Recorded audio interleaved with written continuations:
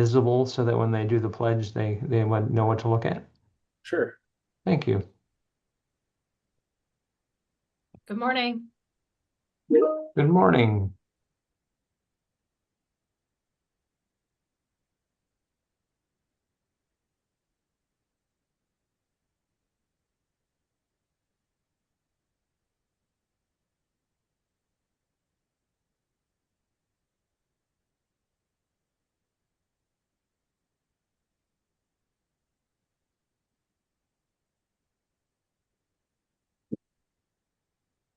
Good morning.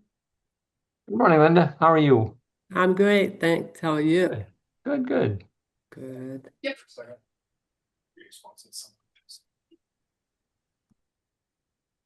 I'm certainly doing better than your buffalo there.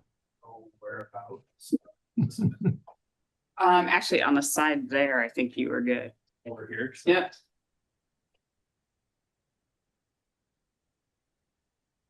We do it right about there. Oops, hold on. Can you set this? There we go.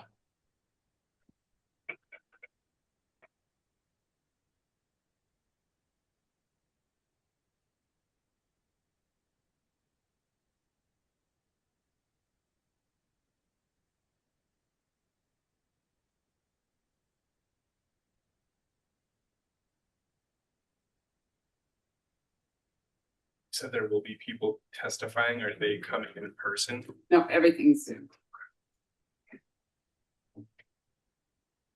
Good thing we'd have to get him in through the window. Having a few problems with our door security today, so. Quinn to the rescue. We are hatched over for right now. Oh, good, thanks. Linda, can you hear me? Joe, can you hear me? Yes, I can hear you fine, Greg. I can't hear you. Oh, No.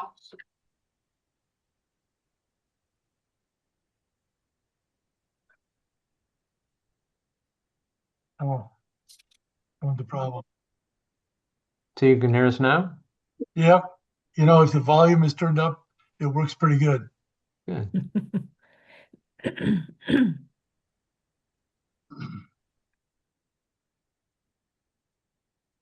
These are not in order. Oh. I highly doubt anyone.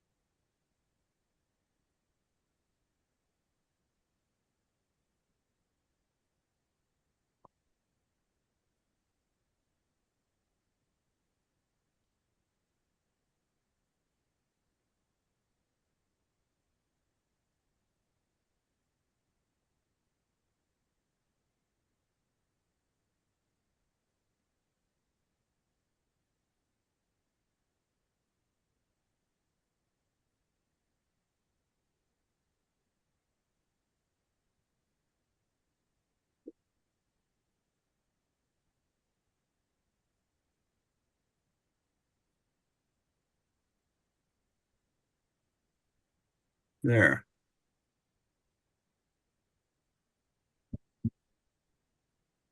Excellent. There.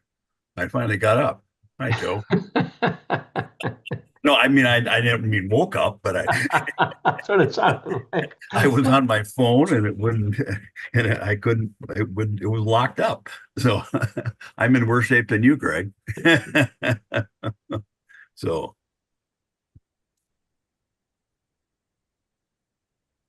Joe, I also got a good book for you. I know you like to read books. Mm-hmm. It's Elementary grade, South Dakota. Cool. Yeah. What year is it? 1954 is so it's very, very, very current. And They put those suckers out for like 50 years. this was really not standards. It was just kind of the almost like curriculum that they would Yep. teach. It's Yeah, a little very much. musty. Those are really interesting documents. So They are, and that was the one room country schoolhouse. Yeah, right. So Well, I think the hour of 9 o'clock has arrived, and so we will call the Board of Education Standards meeting to order. And our first order of business would be the Pledge of Allegiance. So do we have I think we've got a picture of a flag. If not, I've got one right here. If you go to the site there, we put the flag in visible to camera too, either way. Well, if you would join with me in repeating the Pledge of Allegiance.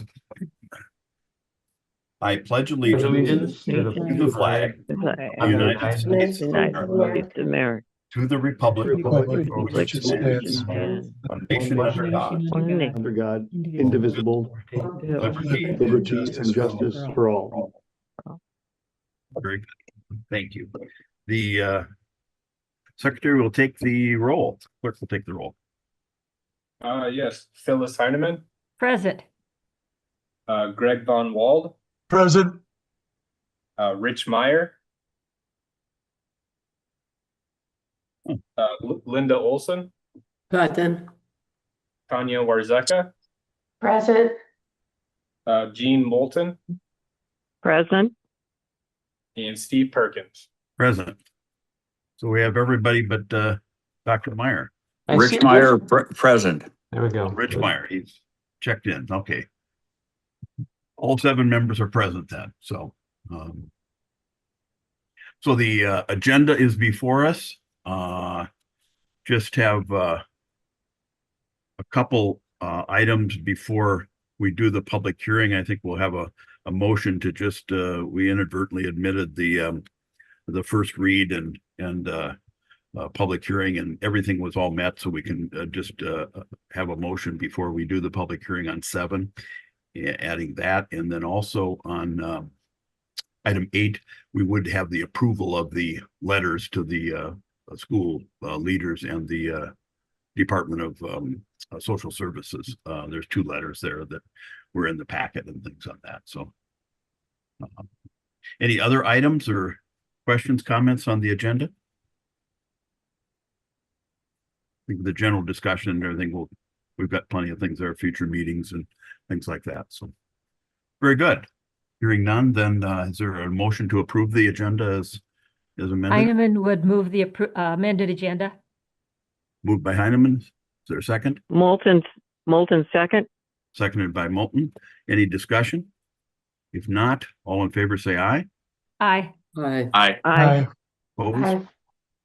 Motion carries 7-0, and all will be recorded in favor unless I hear somebody objecting. The approval of the minutes. Any additions, corrections, or comments on our minutes of our, what was it, May 4th meeting in Rapid City? Hearing none, is there a motion to approve? So made. Moved by Dr. Meyer, Second. Moulton second. seconded by Moulton. Any discussion? Comments? Not, well, why don't we'll just have the clerk take the roll here. It would be easier than.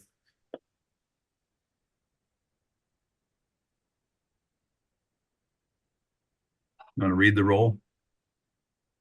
Phyllis Heineman, Aye. Greg Von Wald, Aye. Rich Meyer, Aye. Linda Olson, Aye.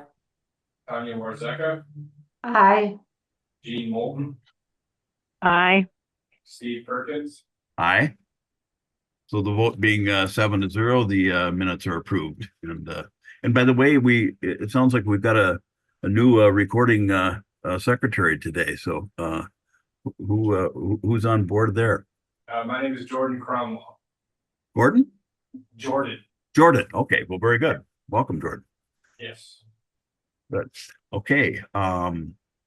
Then the public comment period is required by state statute. Every public meeting of every public body in the state of South Dakota has to offer an opportunity for anyone who is present to speak for us. We allow about 3-4 minutes for that. And so we would ask if anybody has any comments. We're virtual, so would you please raise your hand? And Do we have anyone out there with any, and these would be items that are not on the agenda. If you want to talk about things on the agenda, we will cover those when we get to the agenda. So do we have anybody raising their hand or anything? No, I don't see any. Okay, hearing none, we'll move on then. We have the approval of the continuing education preparation program at the University of South Dakota. So, and I think Kathy Reedy is going to do that. Good morning, Mr. President and board members. My name is Kathy Reedy. I am the administrator of K-12 and Educator Preparation Program Accreditation with the Department of Education. In November of 2025, the University of South Dakota's Department of Education and Programs underwent a CAPE accreditation review.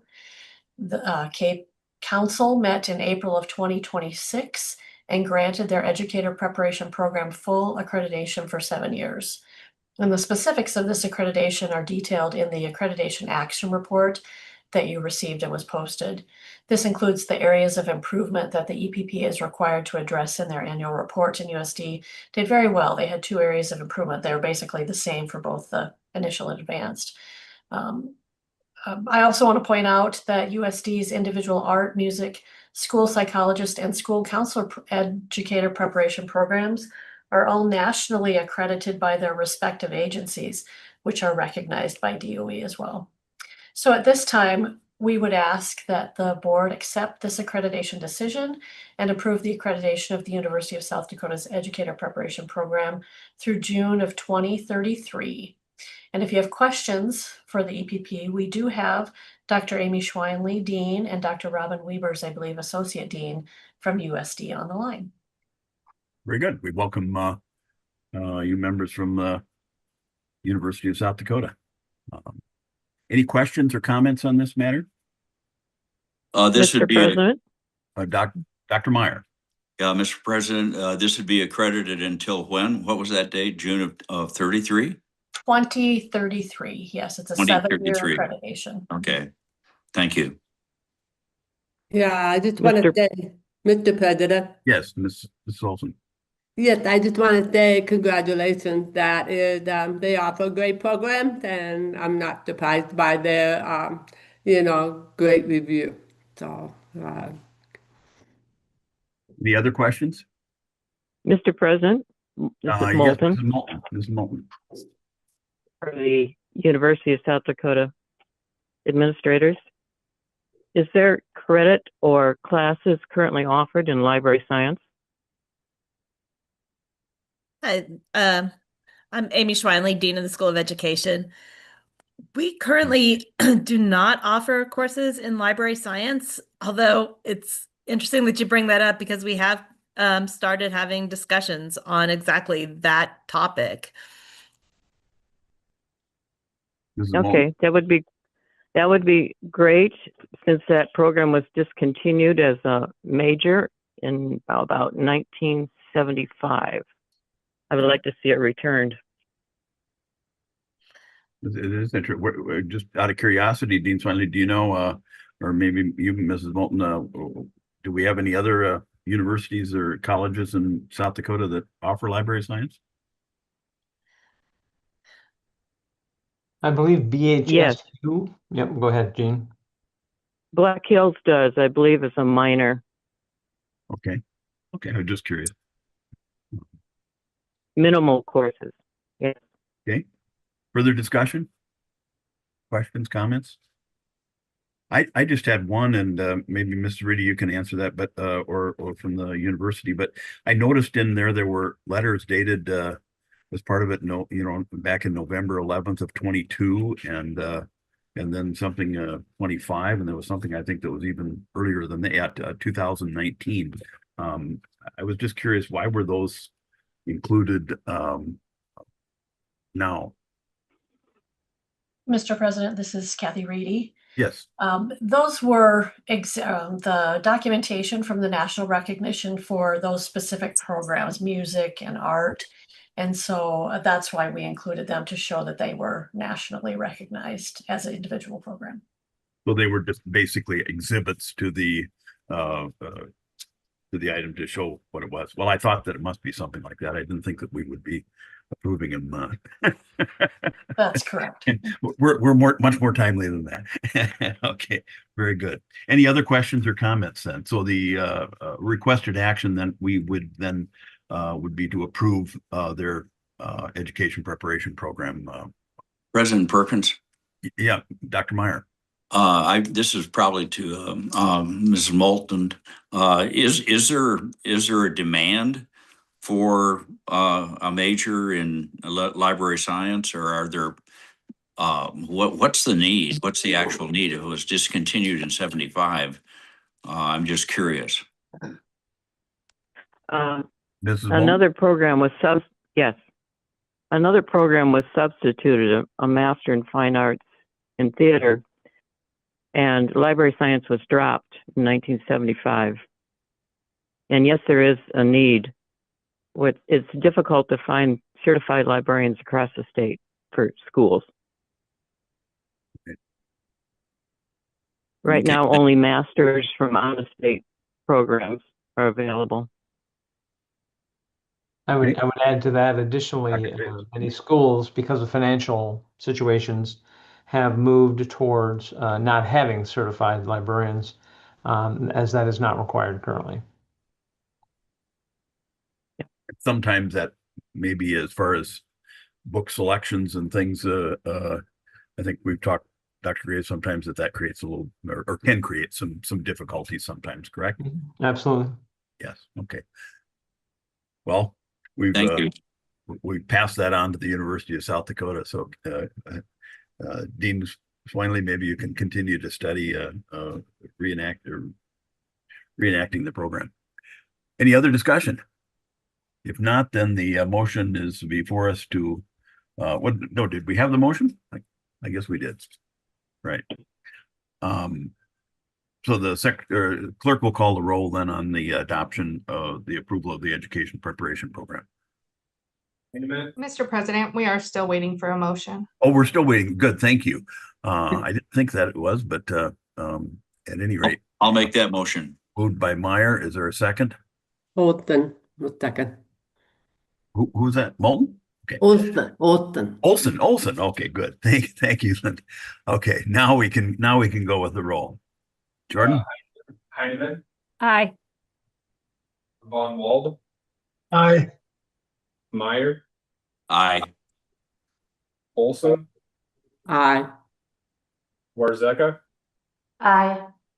Moulton, Aye. Perkins. Aye.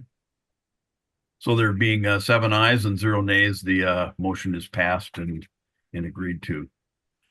Next, item 6, we have on the House Bill 1313 was passed and adopted this last legislative session and signed by the governor. And if you recall, we talked about that a little bit at our last meeting, and the department has kind of teed it up for us and sought proposals. And this is the one that requires the schools to show at least a 3-minute video of the human development from conception to birth. So we'd recognize, I think heading up that program was Shannon Malone. So Mrs. Malone, do you have some further comments about the process and things? Yes, thank you. Good morning. Shannon Malone with the Division of Learning and Instruction. I'm here this morning to discuss the 3 proposed prenatal human growth and development videos. During this last legislative session, House Bill 1313 was passed, signed by Governor Roden, and will take effect on July 1st, 2026. House Bill 1313 is titled An Act to Require Education in Prenatal Human Growth and Development. Since the signing of this legislation into law, here are the steps that the department has taken. First, we put out an application requesting submissions for one or both items outlined. Second, we had a team of reviewers utilizing the rubric they were provided, reviewing and scoring the submissions.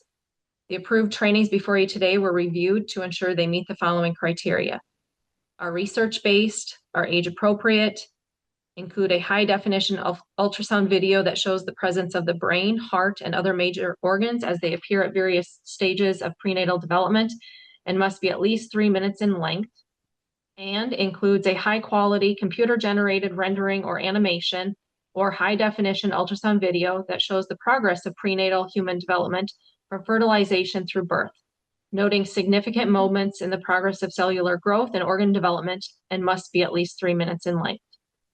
We also review the proposed list we are putting before you today to ensure the source of the video does not perform abortions, promote abortions, contracts or subcontracts with any entity that performs abortions or promotes abortions, becomes or continues to be affiliated with an entity that performs abortions or promotes abortions, or regularly makes referrals to an entity that provides abortions or promotes abortions. We received 3 submissions, and they are on the handout shared on the Boards and Commissions website.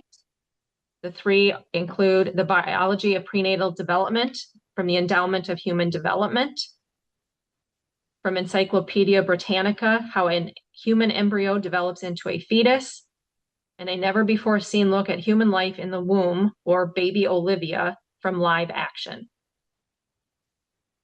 Upon approval of these submitted videos, we would include them on our prenatal human growth and development webpage and share with school districts through our communication channels to ensure they are prepared to implement this statute next school year. We will then include an annual assurance for school districts to attest that they have met this requirement. This concludes my testimony. Thank you for your consideration, and we look forward to the board approval of the submissions you have before you today. Any questions or particularly of Mrs. Malone in regards to the process or anything? Ms. Malone, I just want to follow up. At one time, and I don't know if I got it quite right, but I think, and Dr. Graves, maybe you want to add your comments there too, but was it a thought that we might do this every year or solicit or simply add to them? How would that look in the future? Yes, absolutely. So annually, we will put out I'll call it a call for proposals. So that way other entities that have a video that meets one or both of these criteria can submit that. And then we will bring that to the board annually to ensure that we're keeping the list up to date or adding to it as other videos become available. So then these 3, if they wanted to continue, would have to resubmit, or they would be kind of they'd be on the list and they would continue to serve on the list unless we find that they no longer meet the requirements within the statute, and then add to the list as time goes on. Okay. And could you just comment on the cost? How does that work? I mean, I assume some of this might be copyrighted material or something. And so, and you notice you just got cost free on some and then others 15 to 29, but how would that work for schools? Yes. So the video itself, which does have a cost. We were able to find it from independent sellers on Amazon or eBay, ranging anywhere from $15 to $29, and that did include some shipping expenses. The other 2 videos, and that is specific for the biology of prenatal development from the Endowment of Human Development, the actual DVD. The other 2 we have found to be free options, and those are both online. And there isn't any problem. I mean, copyright, I mean, of showing them in a school or something in a larger audience. And okay. No, we did not identify any of those concerns.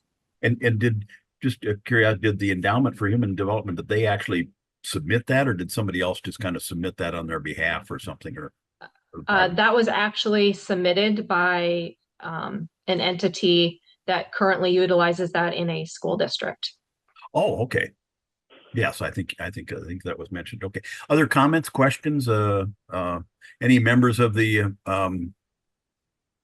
audience? Mr. President. Yeah, Dr. Meyer. I just think everything that Shannon just reviewed with us is really good news, and I'm glad that this is going to be required in our school districts. Very good. Anyone else? Dr. Wazaka, did I? Yep. Go ahead. Mrs. Malone, did the rubric that the department used to vet these videos when we talk about research-based, did it include accuracy when we're talking about developmental milestones, terminology, and things like that? Yes, that was part of the rubric that was utilized by the review team. Okay.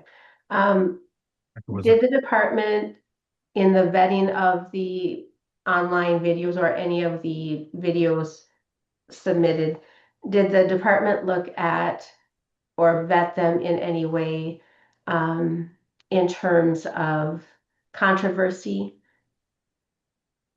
surrounding any of the videos on the, shall we say, inaccuracies, scientific, I guess I'm looking at from a standpoint, if we're going to approve them and hand them off to any of the school districts to use, are the school districts going to encounter any controversy from any parents or students saying that there is scientific inaccuracies with any of this? They've been vetted thoroughly. Mrs. Malone. Yes, Dr. Graves, do you have any additional information that you'd like to share? Dr. Yes, Graves? thank you. And we did go through that process as well. The one from National Geographic was extremely well sourced. The other two, basically, when we went through, the accuracy in our view was there. Will there be a controversy somewhere? Possible, but I don't see it being based on there being any inaccurate information in the videos. Okay, thank you. And I, just as a follow-up to that, I suspect, I mean, if you're narrowing it down to 3 minutes, or go ahead, Dr. Meyer, you go ahead. Dr. Meyer. No, I have nothing. Okay. You just keep, but I was thinking, you know, if one, you know, in a 3-minute video, which the law required, that's pretty brief. And I suspect there's some summaries there. Kind of hard to describe 9 months into 3, but any other comments, questions? Mr. President. Mrs. Heineman. Thank you, Mr. President. You know, looking at the DVD, that was obviously superior just in the breadth of it and just the videography and all of the pictures. And again, it was interesting at the end of it to see all of the just the researchers and the people that had validated how important it was. I'm just wondering, is there any way that we can access that other than the CD? Because the CD is a little bit, you know, it's a little tougher for people to even have the be able to get to it. Is there any way that we can somehow, you know, for the whole school districts, access that other than just in an individual CD? Great question. So yes, so last week we were able to do a little bit more of an extensive search with some of our team members. And we did identify that the Endowment for Human Development does have some snippets of that same material out on their website. It is for free. In total, I think that it comes to a little over 5 minutes. The concern, though, is that it's not all encompassed in one video. So just trying to ensure that we're meeting the compliance of this statute and also the criteria as listed. That would just be one of our, I would suppose, concerns is maybe the best way to put that. Okay. Just a follow-up, if I could. Yeah, Ms. Simon. And then it also, in your instructions, it said that you could either, the school district could either do the that CD, or they would have to do the other two. And why was that? Was there something in each of them that added to the requirement, or why was the requirement that it would have to be the other two together? Great question. So when we look at the statute itself, and after reviewing the videos that were submitted, in order to confidently say that you're meeting both of those requirements, number 1 and number 2, as outlined in section 2 of the statute, we feel like those 2 individual videos, the one from Britannica and the other from Baby Olivia Live Action, together, those certainly meet all of the requirements as listed in that statute. So, and I maybe missed that, just to clarify, Mrs. Malone, then, so if you were going to select those 2, you'd really, or one of those, you couldn't just select one of those, you'd have to really do both. Is that correct? Is that what we're saying? Yes. And that somehow then will be on the board is that way that you can, so they get 6 minutes, one animated and one more ultrasound type of thing. Correct? Correct. Okay. Okay. Just Other to follow up- discussion? Just to follow up, if I could, Mr. President. Yeah, sure, Ms. Heineman. Just one other question. I'm just, and I appreciated the fact that you said this particular one, the DVD one, was submitted by a school district that is already using it. It's a really important, I think, DVD. But I'm wondering, it's 2006, and I was amazed that in 2006 we already had that technology. Is this something that, is there any sense that that will be updated with even more, even better technology? Mrs. Malone? I'm not aware of anything right now, but it is certainly something that our team can continue to look for as the next year goes on. And then, like I had mentioned previously, sometime in early 2027, we will put out another ask for school districts or other entities to submit available options that could be utilized. So hopefully, after school districts start to review the material and better understand the statute of what's required, perhaps there will be others that will be able to submit something next year that will be a little bit more up to date. And if I could, one more follow-up. The Mrs. school Heineman. district that submitted the DVD, did they submit it with any comments as to how it had been received by students? No. Okay, thank you. Okay, very good. Let's see, Dr. Meyer, did you have a question? Or no, Mr. Ben Wald? Mr. President, so is there any way that we can contact the endowment to say, would they allow us to basically put it up on the web as the best way to deliver it? You might have to license it or something like that, but I would think as an endowment that they would be willing to do that. And that would take this whole DVD thing, which is an issue in itself, I think, away. And you can put that up on the web once you get permission. We can certainly explore that. Yes. Yeah, that would be good. And even if there was a minor cost or something that they had, Right. but I did some little background research into just what the Endowment for Human Development is, and it looks like it's a very professional, neutral group. They don't take any real position on the abortion question. They're just really talking about the whole science of human development, and that they're devoted to that. Yes, and it is a 501c3, and so hopefully they would want to see this utilized in schools. Does any other states do something like this? Do we know Mrs. Malone or Dr. Grace? I do know that North Dakota does have a requirement. Theirs is very specific that they must show the baby Olivia from live action. Okay. Joining that, I believe there are 7 or 8 states that have now passed this. I think that was a discussion during the legislature when this bill was being advised. Good. Okay. Any other comments, questions? Do we have anybody from the audience? Any citizen members, group members that would like to speak? Let's see. Ms. Huber, yeah, I think you have a hand up. Hi, yes, Mackenzie Huber, reporter with South Dakota Searchlight, just popping in. I had a question. When you mentioned the annual assurance from school districts and whether or not they're adhering to this new statute, are you planning to track which videos the school districts use by the department? Are you planning to track that? Yes, we are. Good. Okay. Will that be publicly available? Yes. Sounds good. And then do you guys, are you able to share which school district used that EHD video? Who submitted it? Yeah.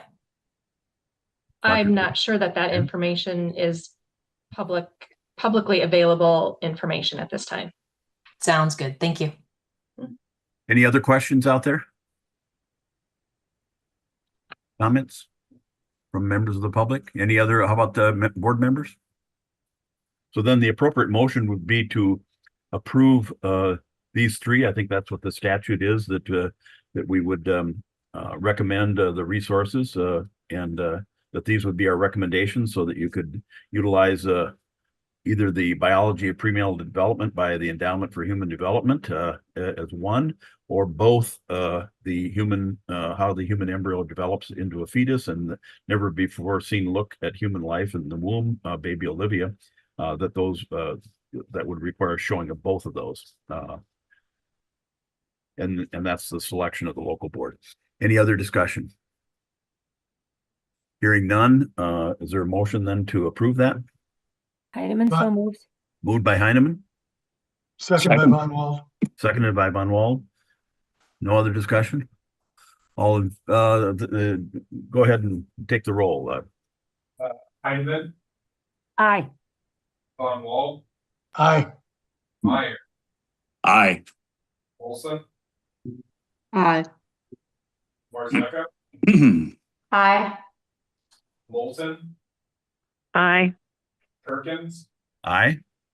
So there being 7 ayes and 0 nays, the motion is passed and agreed to. So we'll get those out. Then the next item on the public hearing, as I mentioned was inadvertently the first reading at our last meeting wasn't done, and that we've traditionally done that in the past. And so I think it would just be in order. What we call there is a nunc pro tunc, Latin for now for then, and it just would say we'd have a first reading and we'd set the public hearing. And we would also note that all of the requirements to have the public hearing, and we'll get into that as we have that hearing, have been met. So it's not a problem in doing it. This just clearing up this little thing that putting a hole. So is there a motion to that effect? So moved, Heineman. Moved by Heineman. Is there a second? Rich Meyer. Seconded by Meyer. Any discussion, comments, questions? Not all those in favor, or Secretary will take the roll. Jordan? Heineman, Aye. Von Wald, Aye. Meyer, Aye. Olson, Aye. Marzecka, Aye. Moulton, Aye. Perkins. Aye. Being 7 ayes and 0 nays, the motion is agreed to. The public hearing then is before us, and we will open the public hearing. Dr. Blaha is going to be speaking on that and carrying it to the recommendation of the department. It's a rather lengthy 345 pages, I think. So we'll look forward to a hopefully not as long an explanation, Dr. Blaha, but we'd recognize you, and then we'll open the for comments and public input. Good morning, Mr. President and members of the board. Dr. Catherine Blaha, Director, Accreditation and Certification. Part of my duties include overseeing educator certification. Today, I come before you with a proposed rule package ARSD 2428 Educator Certification.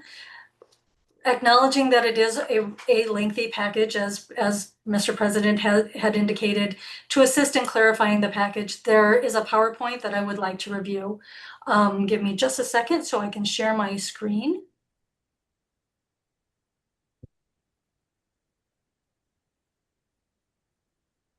And there we go. Are you seeing a slide that says ARSD 2428 Educator Certification? Boy. No. No, we are not. Well, great.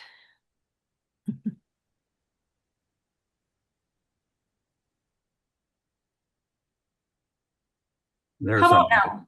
Yeah, now something is Is coming slowly? there. Now I think we got it. Good. There you go.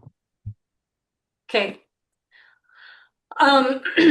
This package 2428 Educator Certification has the effect of these rules, if they would be passed, would be to eliminate unnecessary barriers to certification, clarify the requirements to obtain certification, ensure educators are adequately trained, provide additional flexibility for certification renewals, and clarify and update language.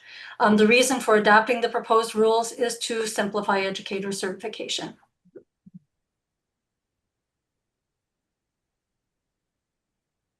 Well, okay, sorry. The main goal of this package is to streamline the certification process. So there are several chapters within this package, ARSD 242802 is the general provisions, simply language cleanup and repealing the inactive certificate. ARSD 242808, Education Specialist Certificate Requirements, and ARSD 242827, Educator Specialist Requirements, is repealing the unnecessary mention of the mentor teacher endorsement.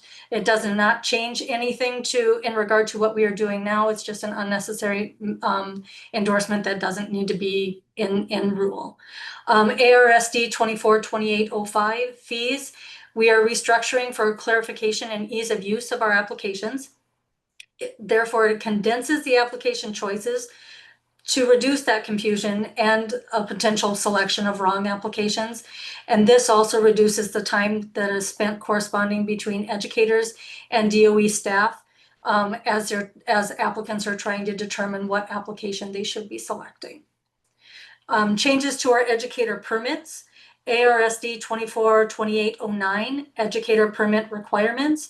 Within this chapter, we are clarifying what entity signs off for the Native American, Lakota, Dakota, Nakota, and Language and Culture Permit. We're adding an interim status for CTE permit to allow recognition that all requirements have not been yet met. Clarifying how endorsements can be added to a CTE permit, as well as the limitations for such endorsements, repealing the unnecessary library science permit employer requirement, and updating the one-year CTE instructor educator permit endorsements to reflect the name changes associated with the updated CTE framework. Within the changes of the package, there is a significant part that addresses CTE endorsements. Once an educator is certified, that educator can use any of the 5 options to gain CTE endorsements. One of those options is an Associate of Applied Science degree or higher, 4,000 hours of validated work experience earned within the previous 5 calendar years. They may hold a national certification or state license. They could pass the state designated content test or complete state designated coursework. When we look further into our changes for alternative certification, a general overview associated with our alternative routes, there is a lot of language cleanup. We are adjusting to provide consistency across all alternative certification requirements. The clarification of how to add endorsements within each chapter for ease of use and understanding, and adding interim status again to allow recognition that all requirements have not yet been met. ARSD 242810, the alternative preliminary. We are proposing to repeal this certificate since this has created confusions for our districts and applicants because it is a document that does not allow the holder to serve as a teacher of record. This would eliminate the 2-step process as individuals will be able to apply using the initial educator application and then to select the alternative route being sought. It eliminates that first step connected with that alt prelim. Changes to our alternative certification continued. In ARSD 242811, General Education Alternative Certification, and ARSD 242813, Teach for America Alternative Certification.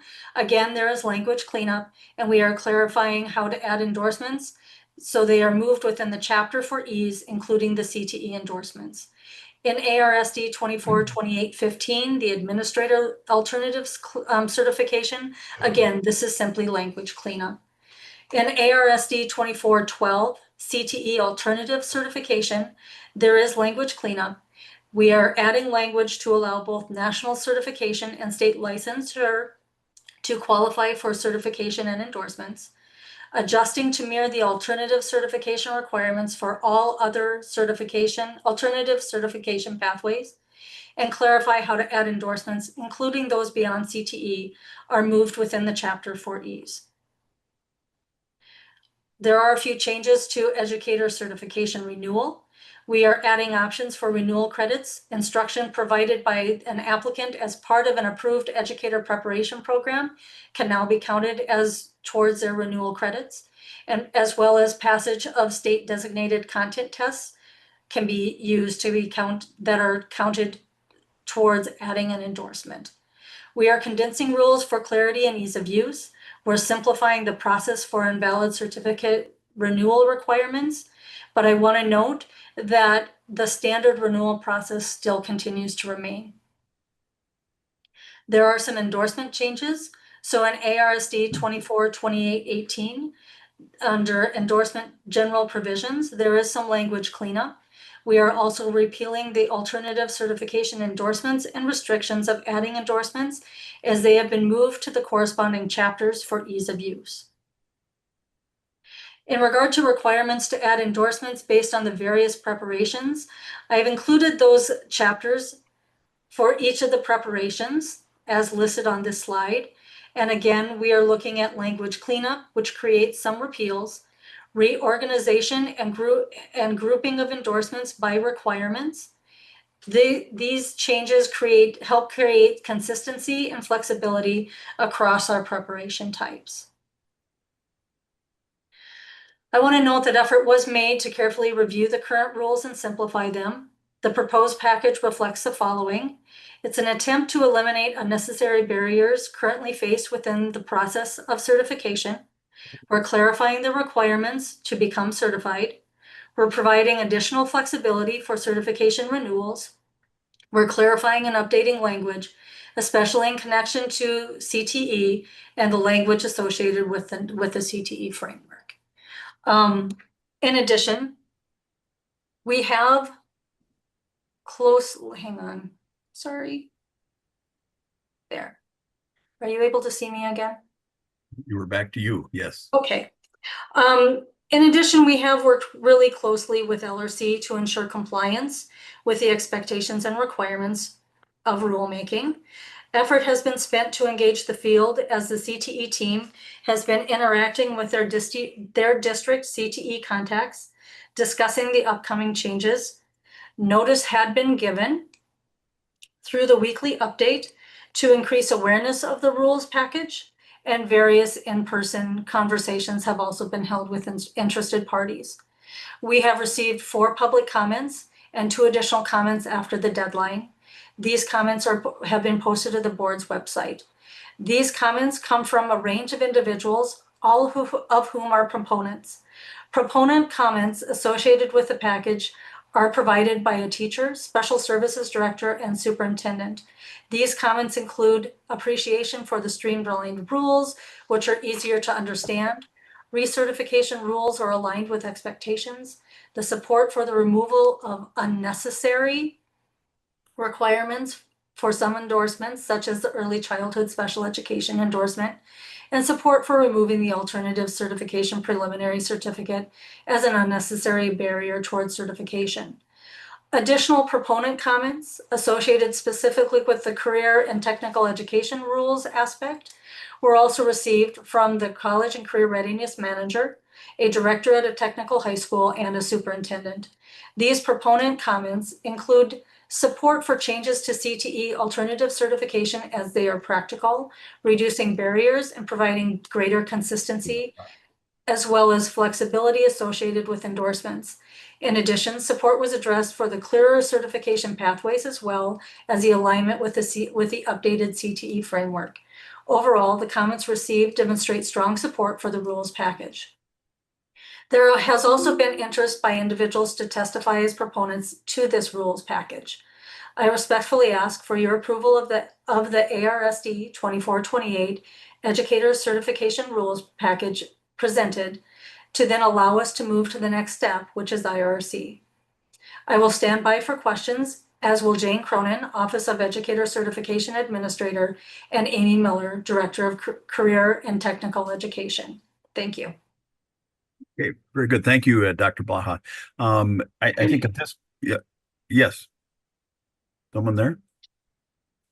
I think at this time, then we would proceed to open the public hearing, and we would take comments from those online. Again, we would limit comments to about 3 to 4 minutes, and we will take proponent testimony, and then we would take any opponent testimony. And if there is opponent testimony, then we would allow the department an opportunity to rebut those negatives. If you're in doubt as to one place in the middle or something, choose which side you might be most in tune with as far as being a proponent or opponent. So we do have some that registered ahead of time, and so we would offer that opportunity. If you don't want to, please let us know that you're passing. And we have received the written comments. So the timing, who is timing there? Jordan, are you timing, or maybe you'll just I guess we don't have a clock to really put up, but if you'll let me know, then we can interrupt as far as when the time runs out. But individual. So first we'll open it up for proponent testimony, and I think we have Brock Rops, USD and HOSA. Brock, yes, thanks. Yep, I'm here. Yes, go ahead. Thanks, Steve. Thanks so much for the opportunity for me to speak in favor, strong proponent of the Administrative Rule 2428 regarding educator certification. My name is Brock Rops. I'm the Executive Director for the South Dakota HOSA Future Health Professionals Organization, and also the Deputy Director of the South Dakota Area Health Education Center. I've been in education for 26 years, 15 years of that coming in my current role. And in my 15 years, I've just become quite familiar with some gaps and hurdles that exist in the progress really of pertaining to education opportunities, specifically regarding CTE, health sciences, CTE, healthcare and human services, and that particular pathway, and specifically to challenges that are found in smaller rural and frontier school districts. In many other CTE pathways, such as FFA, FCCLA, Ed Rising, and FBLA,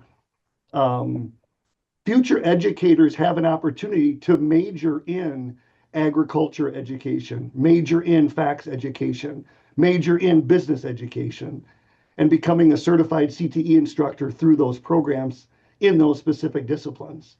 This particular pathway does not exist for the health sciences, limiting CTE certification. And that being said, in a discussion for a future day, I am working on getting that education track created specific to healthcare and human services. To strengthen my position of favoring of this rule change, data from the South Dakota Department of Education indicate that school districts have made known the lack of healthcare human services opportunities for their students, and data also shows very high interest in the healthcare human services career pathways among high school students. South Dakota HOSA has seen remarkable growth in our organization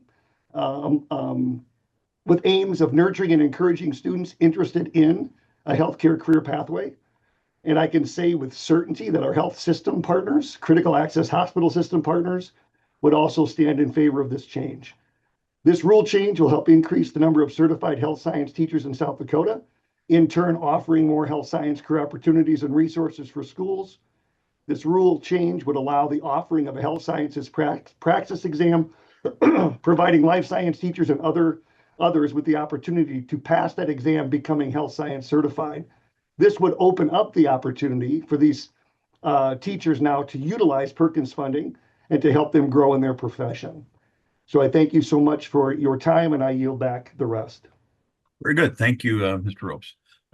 Next on the list, we had David Priam, the assistant principal at T Area Schools. And Mr. Priam, we'd remind you, your superintendent's here, so you better really behave well. Mr. Priam, are you there?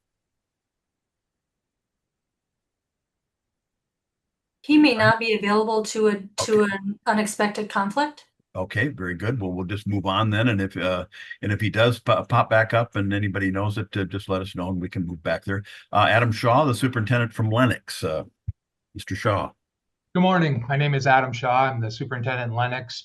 Previously, I was the high school principal in Madison. Been super active in CTE over my last probably 12 to 13, 14 years. CTE is vitally important in our school districts. I'll echo exactly what Brock said with the health science component. We were fortunate in Madison to be able to get a health science program up off the ground. We were also very fortunate that our hospital was an independent hospital, so they were able to take our kids in, and we were able to build a very strong program because of that. But I am a strong proponent of this change because it does provide us that flexibility to get teachers into our systems. That 4,000 hour component is huge. There's nobody that knows the industry better than those people that were in the industry. And we've got to get these people into our classrooms, especially, when they retire, they're looking for something to do. It gives us the opportunity to get them into our buildings. And sometimes they're just looking for that change. They're just looking for that opportunity to come in and do something different. And so I am a very strong proponent of this. So I just wanted to speak my 2 cents into this. So thank you. Very good. Thank you, Superintendent Shaw. Next to Tom Culber, the former Superintendent Avon, and I think he's also got your incoming replacement, or incoming. You're moving to Bonhomme, correct? Mr. Superintendent Culber. Be present? Again, he may not be present due to another obligation. Okay, well, if they pop up or anything, Dr. Blaha, please let us know. Anyone who is not registered that desires to speak to us on this matter? Anyone not present? Okay, then we would close the proponent testimony. And if I miss somebody out there because of the virtual things, please, raise your hand and get recognized. But we will then move into the opponent testimony. We had no one registered. So is there anyone on the video meeting right now that would like to speak in opposition to this matter? Okay. Seeing none, then we would close the opponent testimony, and since there was no opponent testimony, there's no need for a rebuttal testimony. And if there's no objection, then we would close the public hearing to any further public comment. Like I say, if I miss somebody, we'll jump back in to get those because of the virtual part of this. Board discussion and questions, comments, members of the board. Somebody's coming up here on. Yes, Phyllis, I think, is up first. Mrs. Heineman, did you have a question? Oops, we might have lost. Okay, this is Rich. Yeah, Rich, you take it away. Dr. Meyer. I just wanted to thank Dr. Blaha for summarizing those 300 plus pages the way she did, and that's very helpful. Thank you. Further comments, questions? Mr. President? Yeah, Mr. Rodwell. Yeah, and I understand. I mean, Greg, you had a little hand in this with helping staff to kind of go through this, because I think you've got just a little bit of experience in this area, don't you? Well, yeah. So I felt it was a great privilege to work with Amy and her group to look at the CTE part of it. There's a desperate need for qualified CTE instructors all the way across the board. You heard about the health, but I can tell you on the trades, it's probably even more dire to have somebody that is qualified to teach the trades out there. So the thing that when I was asked to kind of look at this, the thing I was confused about, to be quite frank, was that there are really 3 different ways to become certified in the CTE area. And I don't know, Dr. Blaha, if you have Amy's presentation or not, but that was an excellent way for me to understand how those 3 fit in, and not just in trades, but all the way across the CTE spectrum. Do you have that by any chance? I have condensed it, but I do have a slide that I can pull forward if you would like that to be shown. If you wouldn't mind. Good. All right. Let me set that screen up.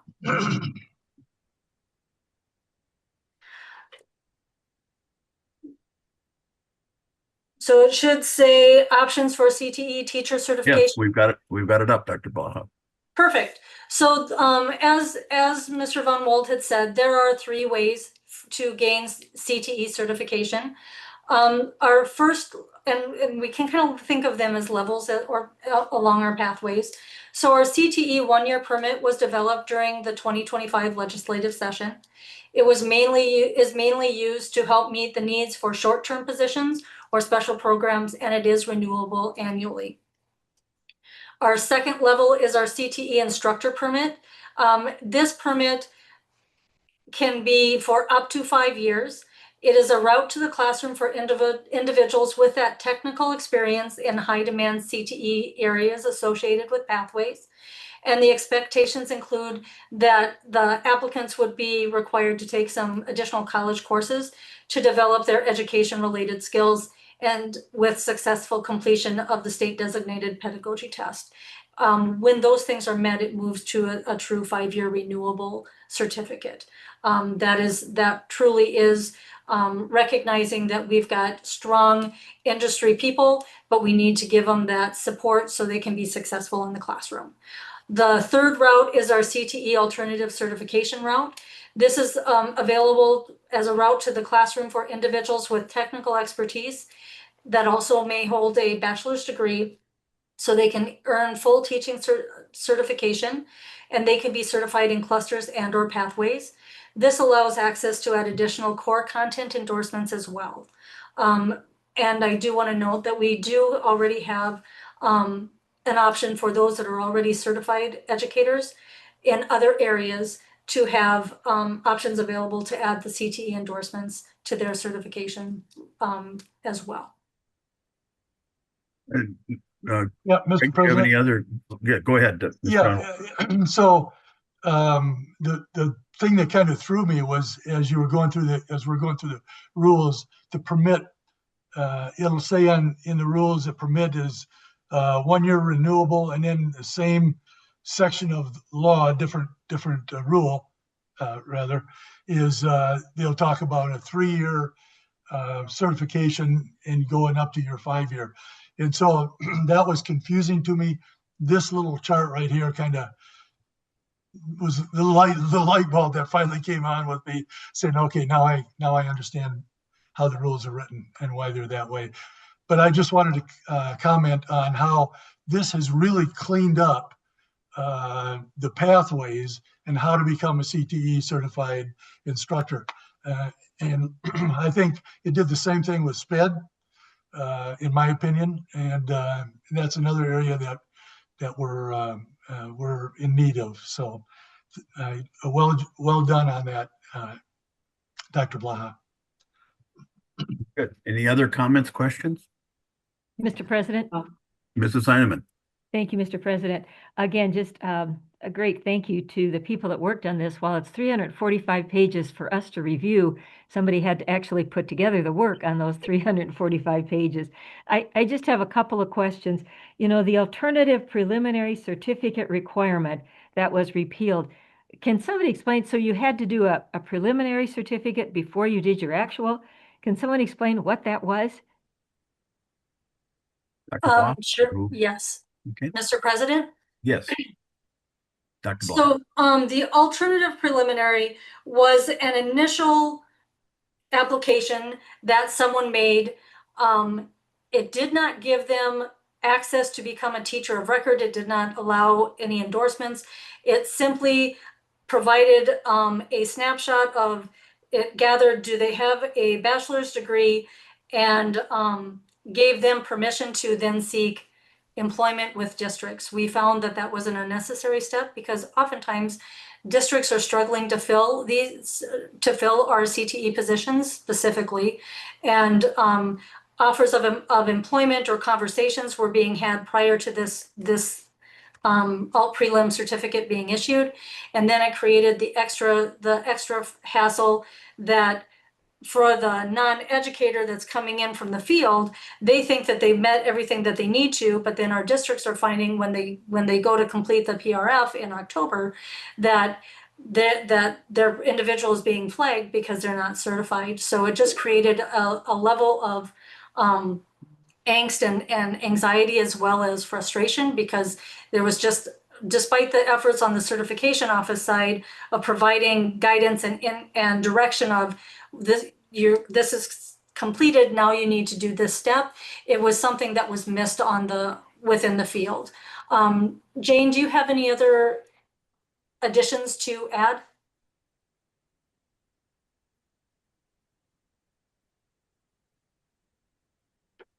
No, I think you explained it well.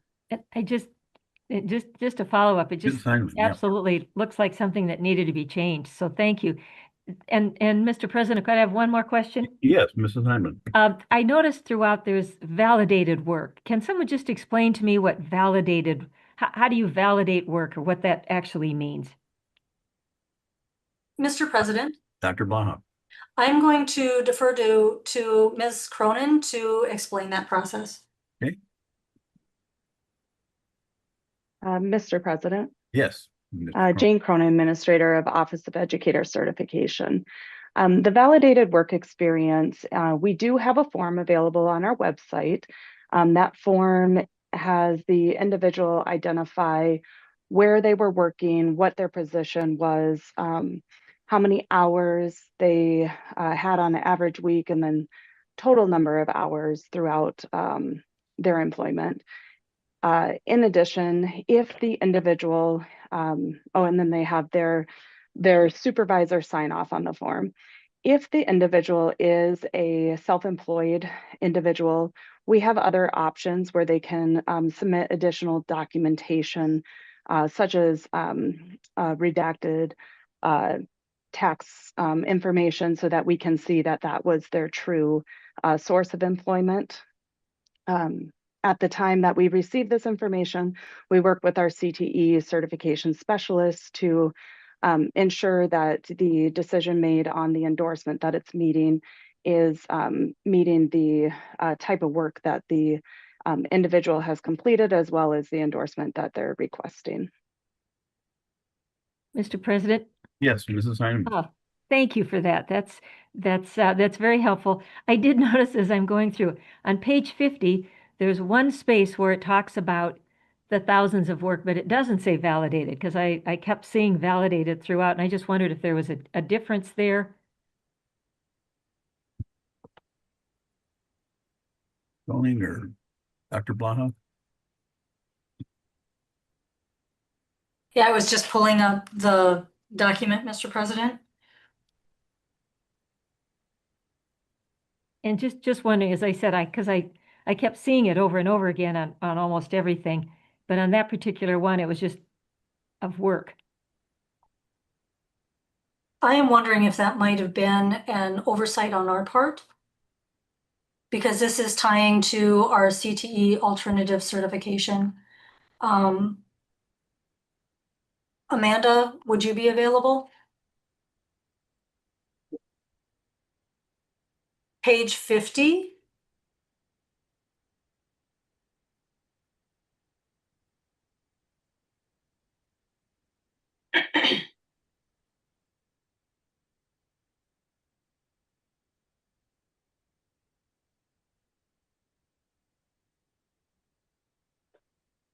Mr. President, if you don't mind. Yeah, go ahead. I do believe it was an oversight for missing the word validated. With your permission and the board's permission, I would request that we add the word validated on page 50. So it's rule 2428-1202. It'd be in subsection 3 and then subsection 4, or I'm sorry, subsection B underneath. So it'd say 4,000 hours of validated work experience. Okay. Any objection to that? Do I hear any objection? Not, we're going to really treat it more as a grammatical correction, and if I don't hear any objection, it will be so ordered. Hearing none, so ordered. Okay, very good catch, Mrs. Heineman. You get extra points for that. I think we give her 5 stars. Yes, exactly. Mr. President, actually, as you read through it so many times, you just keep saying validated. And I was interested in the validated process. So then when I missed it, I thought, whoops, I wonder if there's something different there. So thank you. Very good. And I assume as we go through those, we might find some other ones. Any other questions or comments? Mr. President. Mrs. Olson. Okay, thank you. I just want to make a comment that, I feel like, I think these are some great changes. I wish maybe they would have happened a little sooner. Just a little, information about up in our area. We have had Northwest Area Schools Cooperative for over 50 years that provided, CTE. They had like 9 mobile units that traveled by semester to each of the different schools. Many good programs. I actually took one when I was in high school. Both of our children did, and really our son actually enjoyed the electricity one and then pursued that. Just a great opportunity for a small school to expose all of our students to these different opportunities, not an in-depth thing. But now Northwest Area Schools this past summer has disbanded. And one of the most difficult things was finding quality teachers for the mobile unit. So yeah, I'm kind of sad because I know that our small school districts are not going to be able to provide the variety that the Northwest Area Schools Cooperative did. So Very good. Thank you, Ms. Olson. Let's see, Mrs. Moulton. Mrs. Moulton. Mr. President, Yes. a couple of questions. So on Department of Education, that the only source of putting these changes together? Well, you broke up just a little bit there a couple times. Jean, could you repeat that? Sure. Who authored all these changes? Was it just the Department of Education? Dr. Blaha, or? Mr. President. Yes. Well, we authored the changes. We were garnering feedback from various groups. I know the CTE team worked very closely with theirs in conversation for a while. We had also reached out to some other entities to get some information and feedback as well. And then we had, once they were developed, we had put information out to gather comment and input in regard to this hearing process as well. Okay, thanks. I applaud the CTE changes. That's needed and welcome. Then I have a question on, you mentioned that the library science employer requirements were changed. What does that refer to, in which section? Blaha? I don't have that number right off the top of my head to reference it. But it was eliminating the requirement to have a special mentor for somebody in the library. They would still be qualifying for our mentor program, but it just eliminated some of the language. Let me see if it's on page 24. Yeah, go ahead and take your time to find it, Dr. Blaha. Or do you know what section that is, Mrs. Moulton? It is on page 24. ARSD 24280944. We are asking to repeal that employer requirement. And what page was that, Dr. Blaha? Page 24. 24, okay, good. Thank you. Okay, thanks. It's and then a follow-up.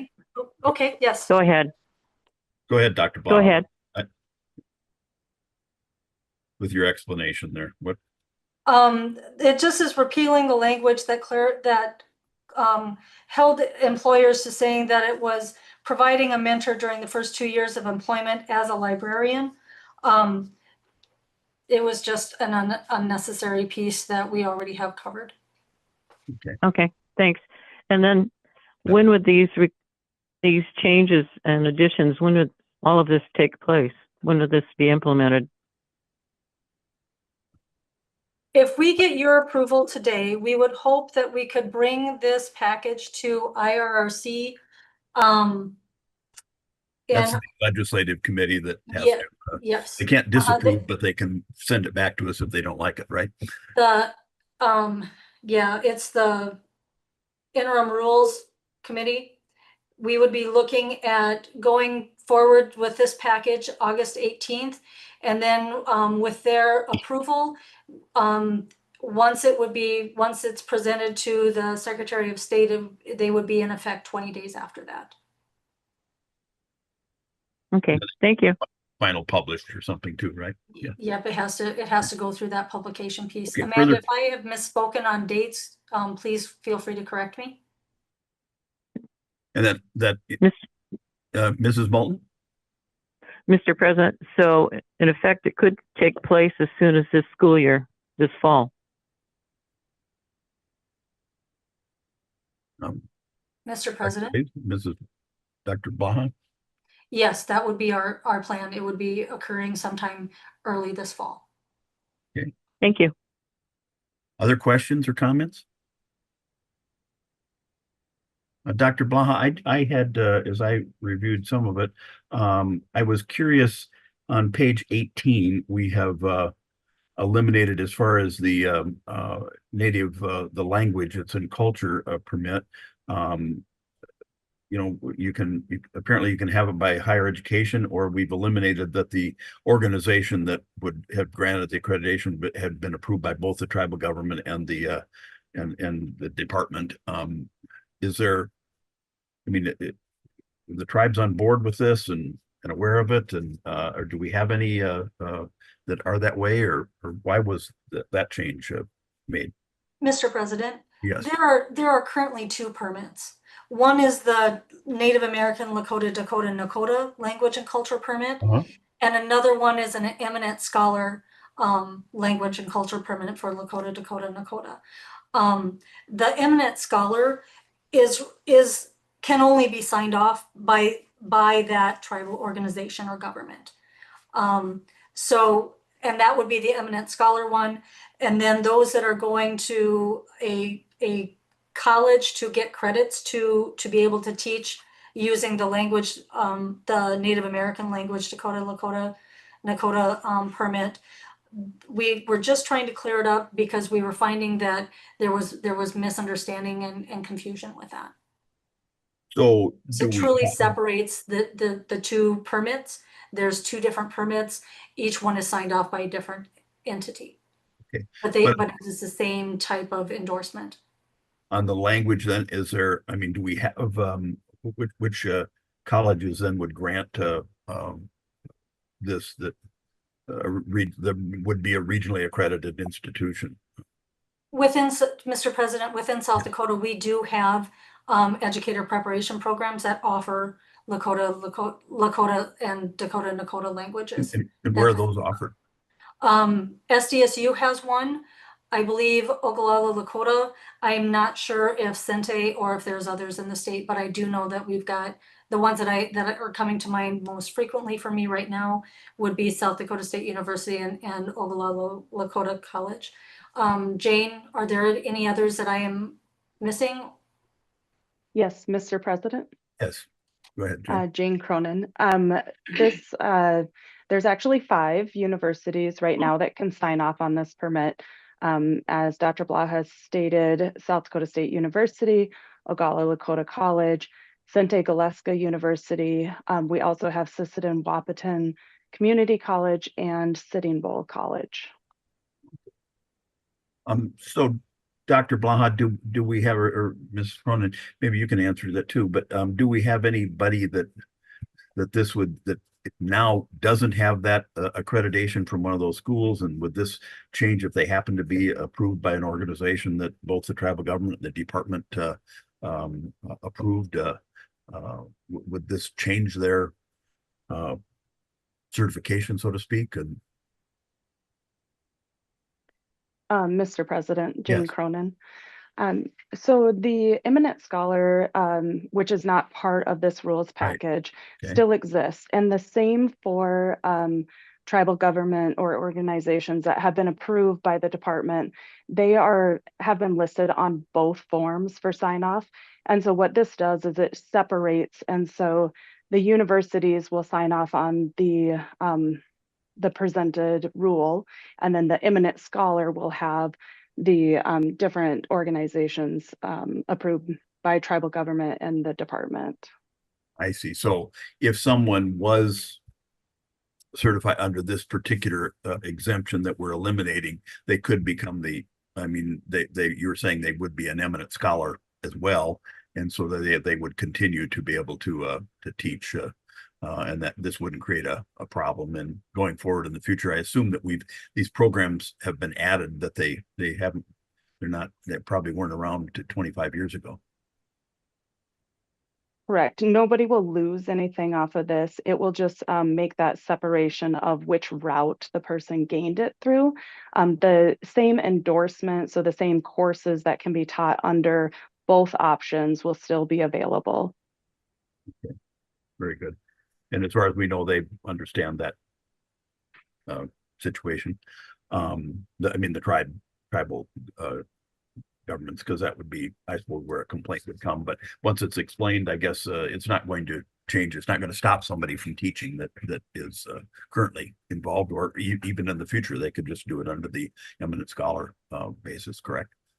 Mr. President, this will not change anything in regard to what they can teach. It's just a matter of what route they're going to go for clarification. Great. Then another question I had on page 26, we're looking at, the 1-year career technical, and then, we strike some and we add others, and I'm just, why are we eliminating some? And I can understand adding some, they look like they should be, but, like consumer service career pathways, or, as one, and there's a couple, I think, goes on to the page 27. So maybe could you comment on that, Dr. Blaha? Mr. President, certainly. Yeah. This is the 1-year CTE instructor permit that came through legislation. Right. And within that, we have to identify the pathways. These pathways are going to be connected with the framework that is connected with the CTE adjustments. And I'm going to reach out to Amy Miller to be able to give you more in-depth information. Okay. Mrs. Miller? Thank you, Mr. President. Amy Miller, Director of Career and Technical Education. Yes, as Dr. Blaha mentioned, there's a new career cluster framework. You'll hear much more about this as we move into CTE standards next fall. But there is just some slight clarifications to clean those up. We've used the same framework for the last 25 years. So as we modernize and things have shifted around a little bit, we don't lose anything. It just moves to a different place. And so the list you see is just a cleaned up list. Keep in mind it's alphabetical. So the strikeout is not necessarily replaced by what's behind it. It's just a new alphabetical list. So everything is still there, maybe in a new named category. So it might look like something's replaced by something that is not relevant, but it's not the case. It's just how it falls alphabetically. So that was maybe an LRC type of a form and style thing?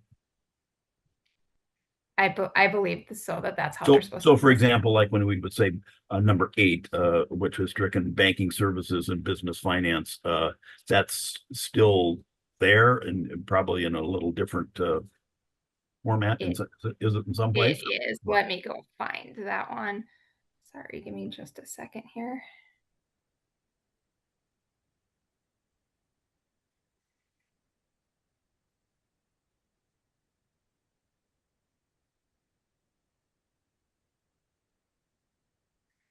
So number 1, the accounting and finance career pathway is where you would find those courses now. So that would it moved from the B's to the A's.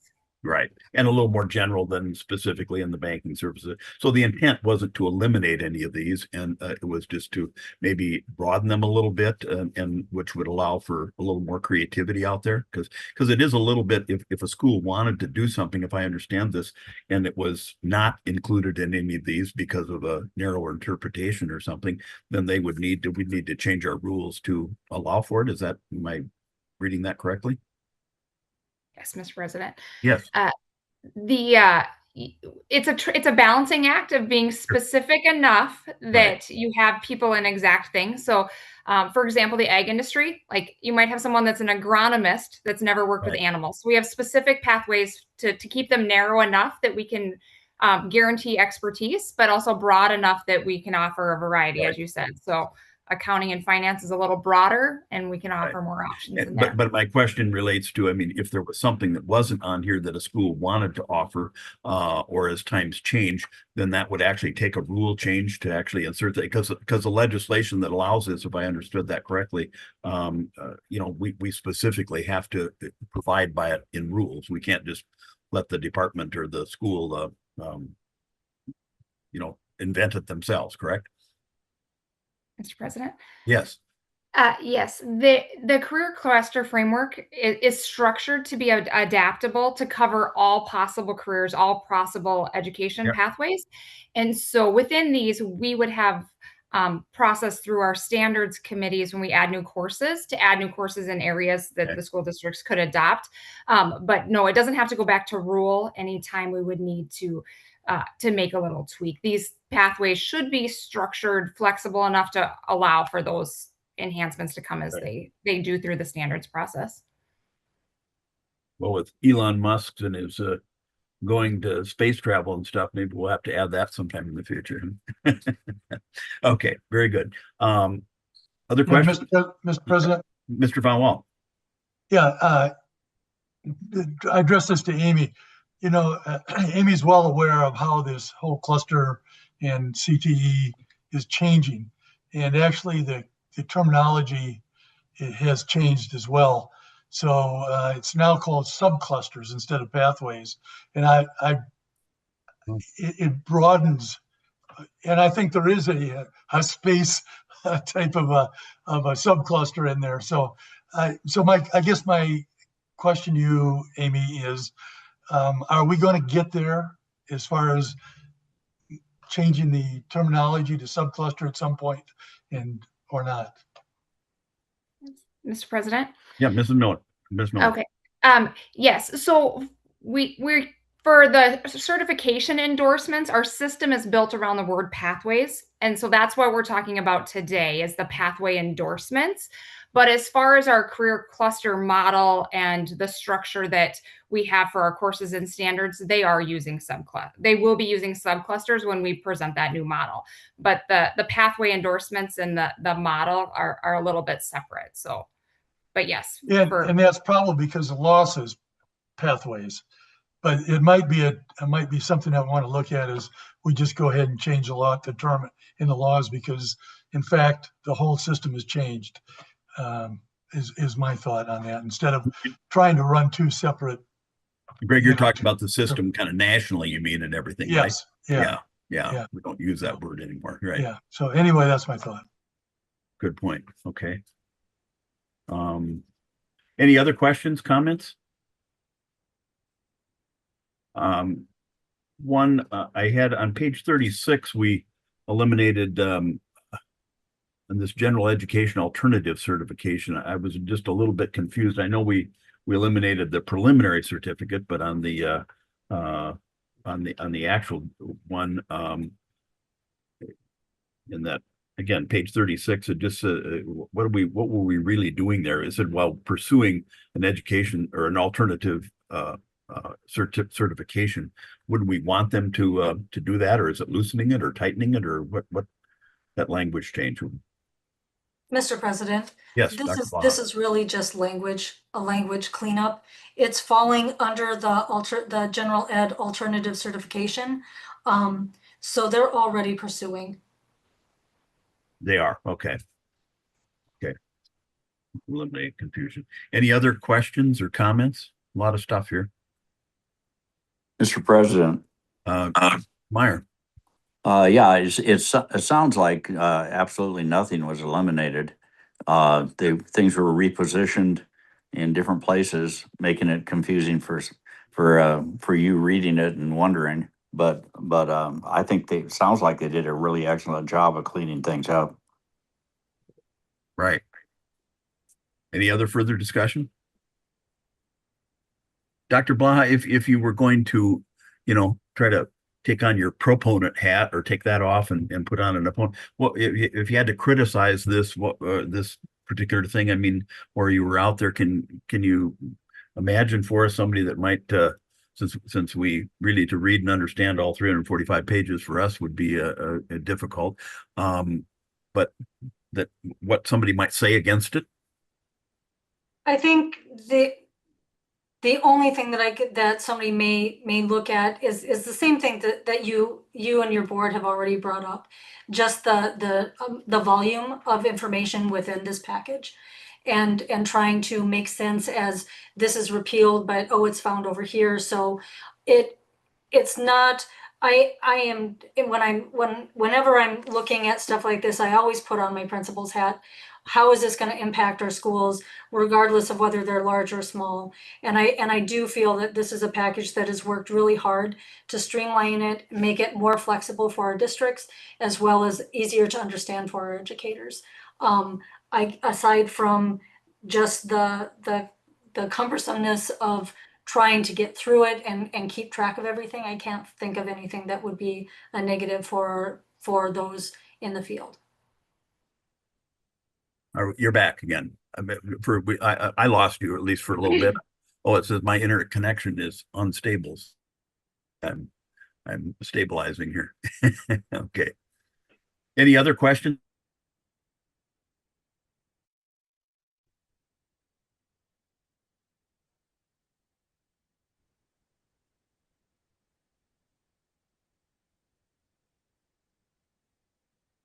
I think your internet connection is unstable. Dr. Meyer, if that has ended, you may need to assume the chair. I mean, we could give it some time, but we Right, need to right. do that. Steve's going to have to move to an area that has good internet, I guess.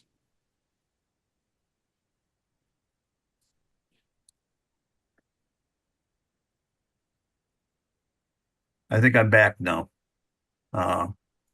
Welcome back. Yes. I don't know what happened here, but maybe I need, is there one of these courses on technology that I could take? I was just saying, my question related to LRC and their form and style changes. I know in the past we have had sometimes, you send something over that's the 2 or 3 pages and it comes back and it's 30 pages. And I remember a couple of years ago we had I think it was Associated School Boards, their representative was saying that, hey, this is not the same thing. And I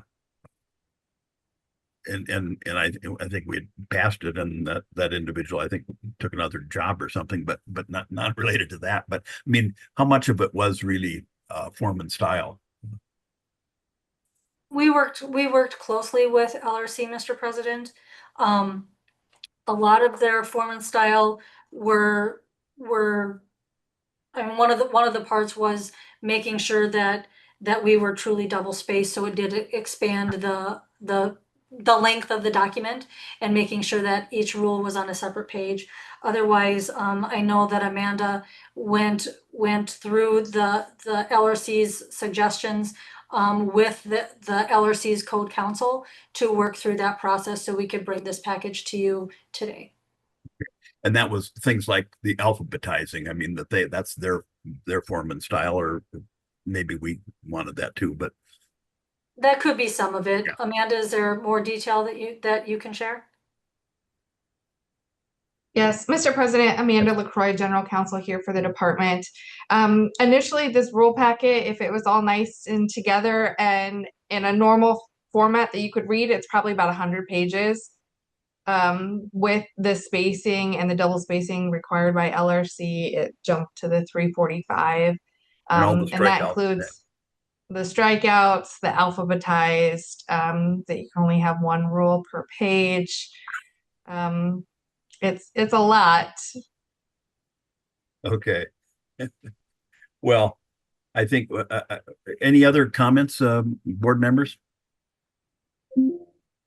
Dr. Graves, Secretary Graves, you got any words of wisdom? Oh, I would add the very same, and that is these people have worked extremely hard on this for any number of weeks to get this clarified. They've done an extraordinary job, and I'm just glad we're finally bringing it to fruition. I think the school districts are going to be pleasantly pleased or pleasantly surprised when they find that they're able to walk through the permitting and the specific certification requirements for specific jobs much more easily than they've been able to do in the past.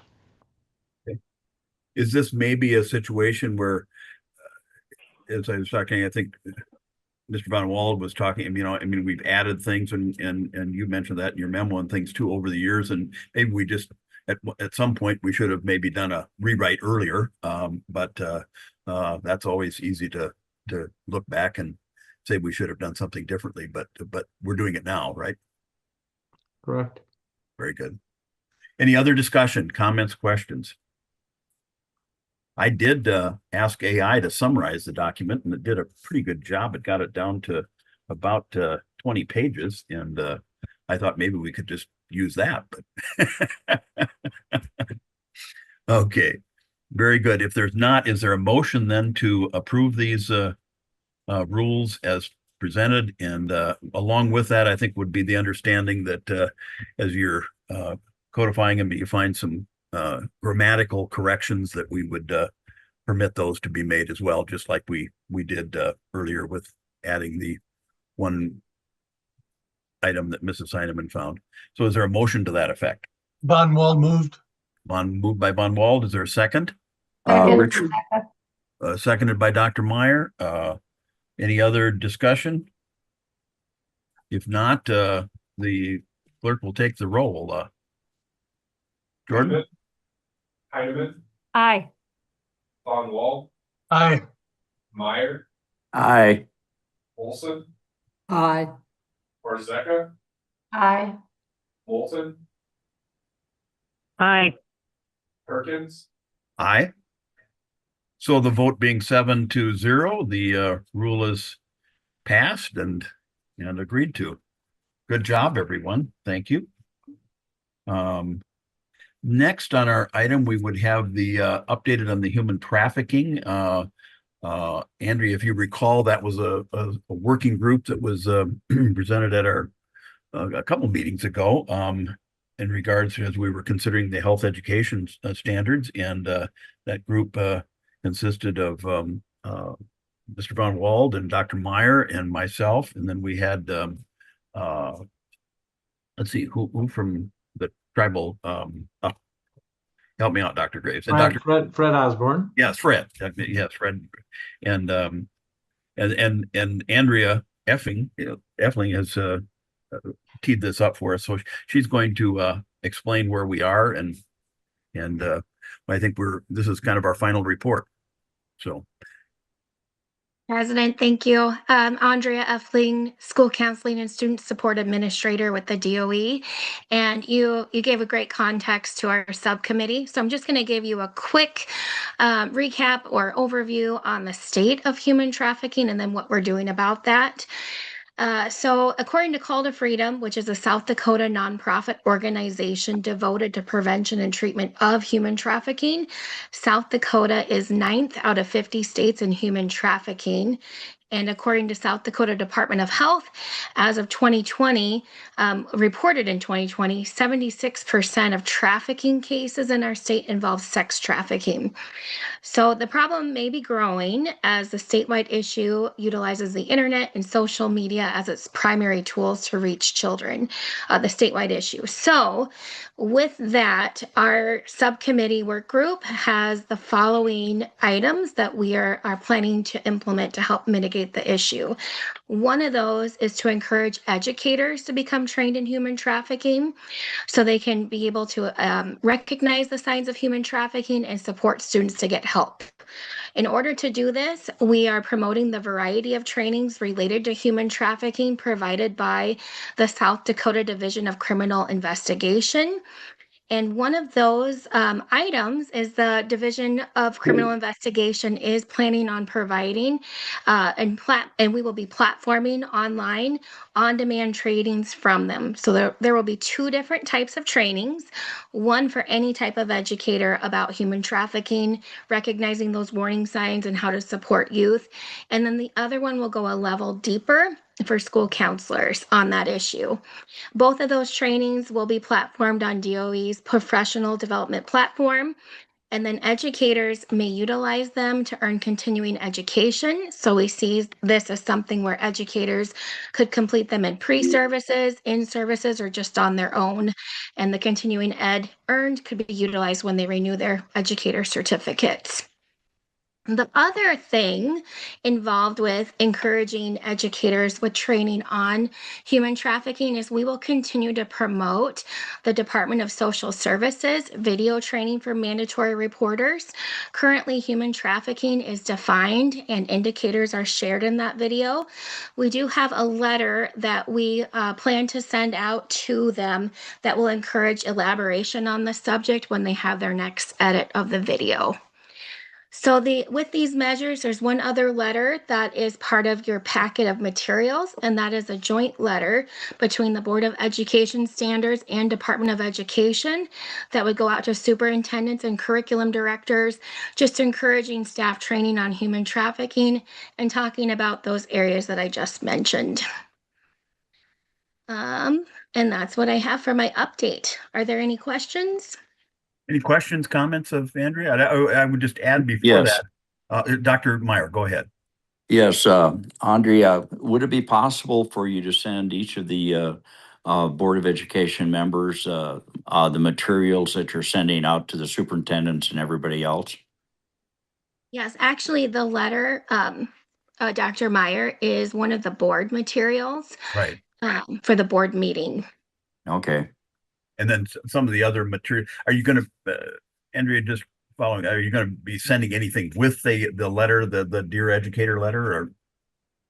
Mr. President, not at this time. When we have the trainings created by the Division of Criminal Investigation, which are estimated to be done at the end of this summer, then we'll share those out to educators. So at that time, we could share them out to board members if they're interested.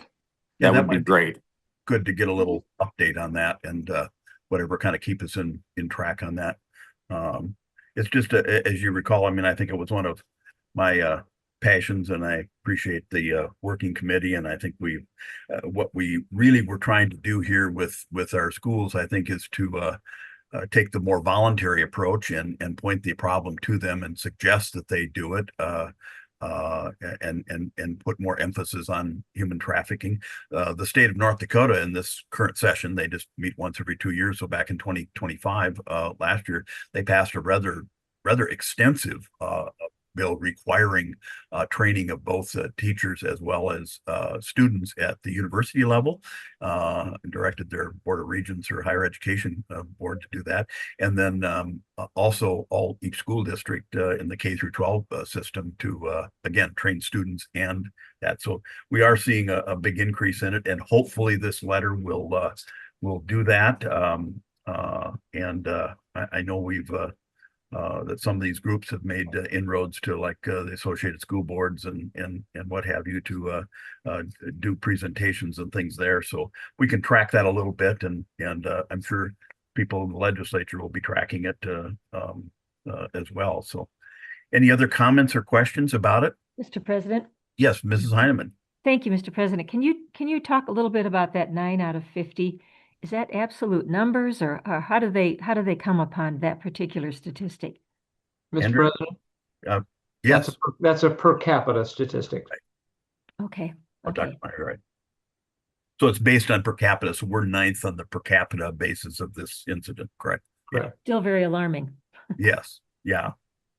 Yeah. And the sad part of it is the incidence level, I mean, nationally is continues to really grow and exponentially. And some of that is probably because we're getting better detection, but it really is a growing problem. So, okay, is there a motion then to approve, attaching my signature as president, but to approve both of those letters to the Department of Social Services and to the educators? I'd make that motion. Moved by Meyer. Is there a second? Heineman, second. Seconded by Heineman. Any other discussion? If not, the clerk will take the roll. Jordan? Heineman, Aye. Von Wald, Aye. Meyer, Aye. Olson, Aye. Warzeka, Aye. Moulton, Aye. Perkins, Aye. So the vote being 7-0, those letters are approved and official, I guess, official policy or communications from the Board of Education Standards. So, Mr. President? Yes, Mrs. Heineman. And again, thank you, Mr. President, for your passion. I think these are some really good steps to bring greater understanding, maybe to the people that really can impact, some of the students and help educate. So thank you for your passion and for your continued work on this. Well, and also the department for the collaboration that they've done with you and getting this information out to the districts and to all of us. Right. Well, thank you, Ms. Heineman. I would just say it really, when you hear some of the cases, the stories, I mean, we do a number of things in suicide and appropriately so. But here the life goes on, and people that we've heard about and looked at, I mean, years into the future, almost really their entire life. And many of these things happen when they're younger. So for, 50, 60 years, however long they live, it really is a huge hole that rarely gets filled. And so it's a tragedy. So prevention is a big deal. Very good. The Secretary's report, Secretary Graves. Yeah, we have a number of items today. We finished a literacy summit last week. That was Tuesday and Wednesday of last week.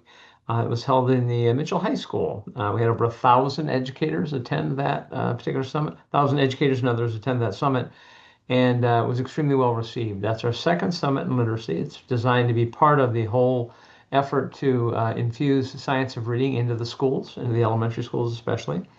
And so that went very well. And so I would say kudos to the Division of Learning and Instruction, headed up by Shannon Malone. They did an extraordinary job with that. It was a lot of fun to attend.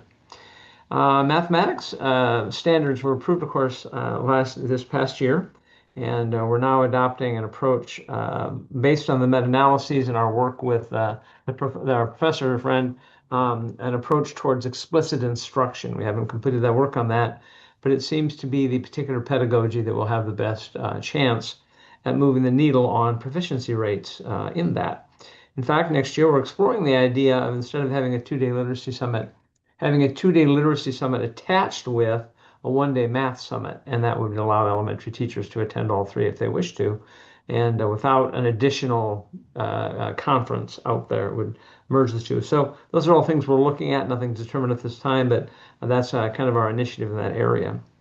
You may have heard about the Great American State Fair as part of the America 250 project, and that is each of the states and some of the territories have a building on the in Washington, D.C. on the Mall. South Dakota has one as well.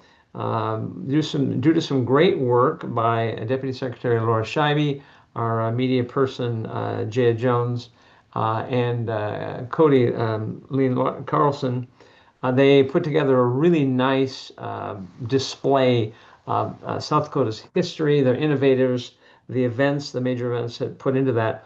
So you can walk through the mall now, and you can see all the different states and go through that.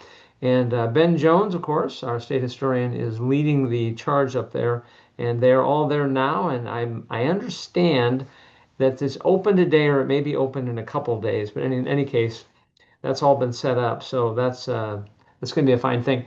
And if you do go, you can spot it easily because we have the 4 Rushmore bobblehead guys there, and so that's always an exciting aspect of that as well. So if you do happen to be in DC between now and July 10, make sure you go to the mall and take a look at South Dakota's entry in that. DOE and of course our Division of History had a lot to do with that. We're also expecting, of course, that one of the events is going to be, it's not something we've had a lot to do with, but of course the 4th of July fireworks at Rushmore, and that's being held on the 3rd. But anyway, that's going to be an exciting thing as well. As you are aware, when the school year finished up, we also finished up our state testing. That is Smarter Balanced testing in grades 3 through 8. That is in reading, mathematics, and science. And then we changed out the high school test this year from an SBA test to ACT for the first time. So we don't have any results on that at this point on any of those, but when we do, of course, we'll be communicating with you on that as well.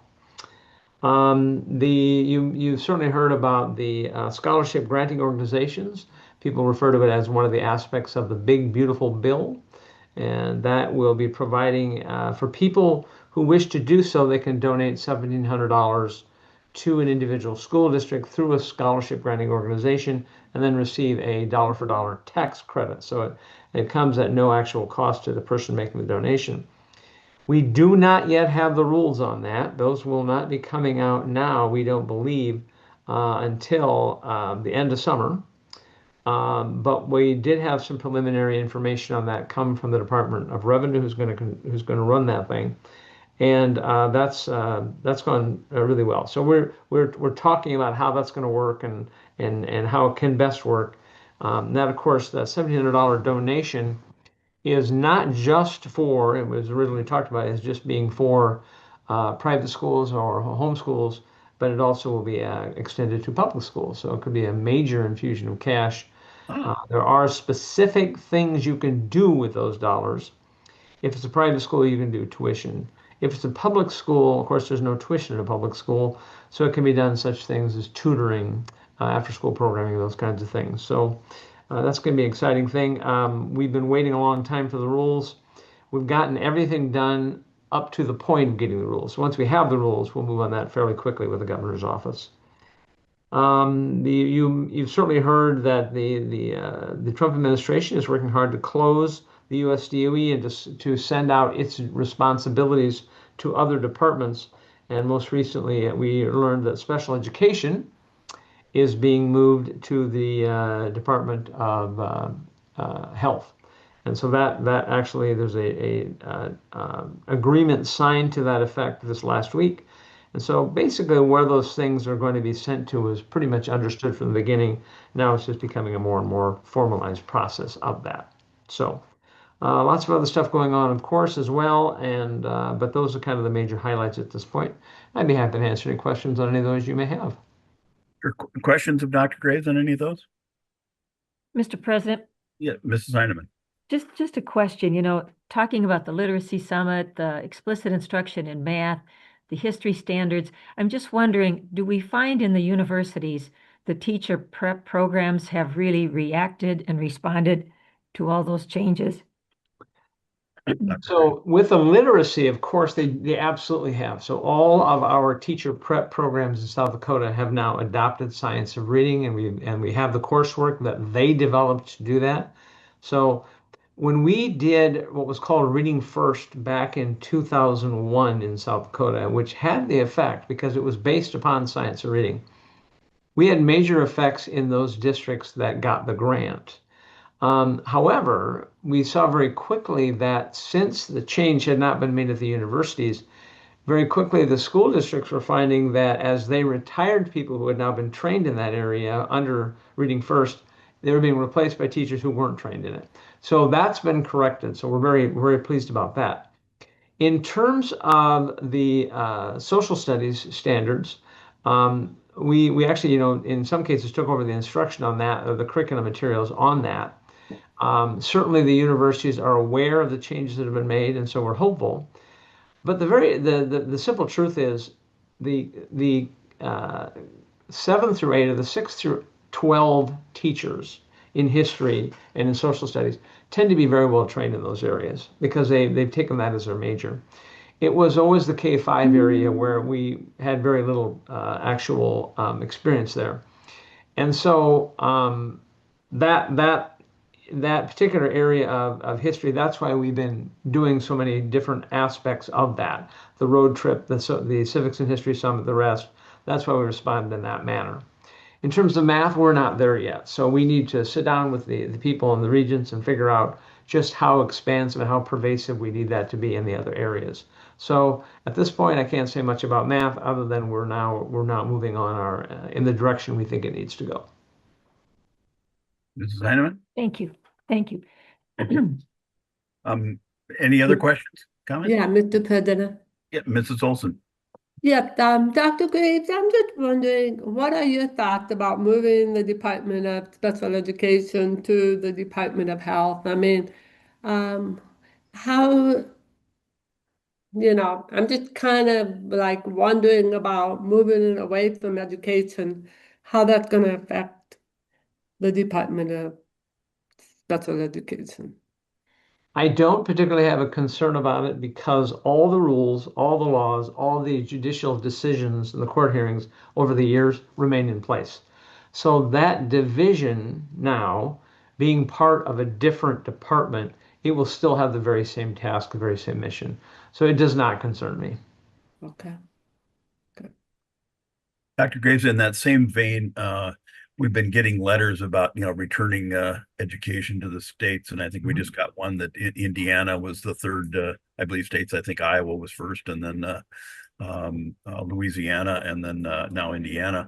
I mean, that maybe ties into something we were just talking about, that maybe, states would have more authority in these areas. But can you comment a little bit about, how we're looking at that in South Dakota, and what your thoughts are on that?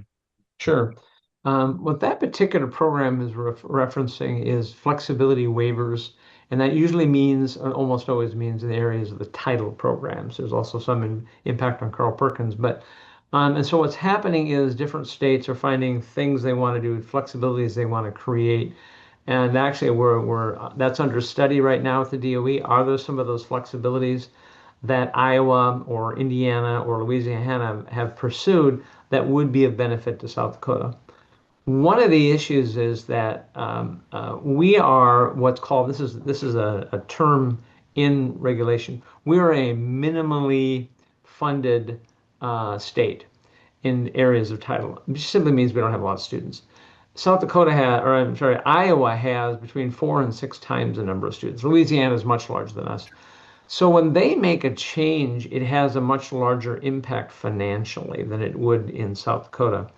However, we're still exploring that right now and looking at see if there are waivers that we can pursue and we want to pursue. I'm leaning probably we will be pursuing a waiver of some sort, but nothing definite right now.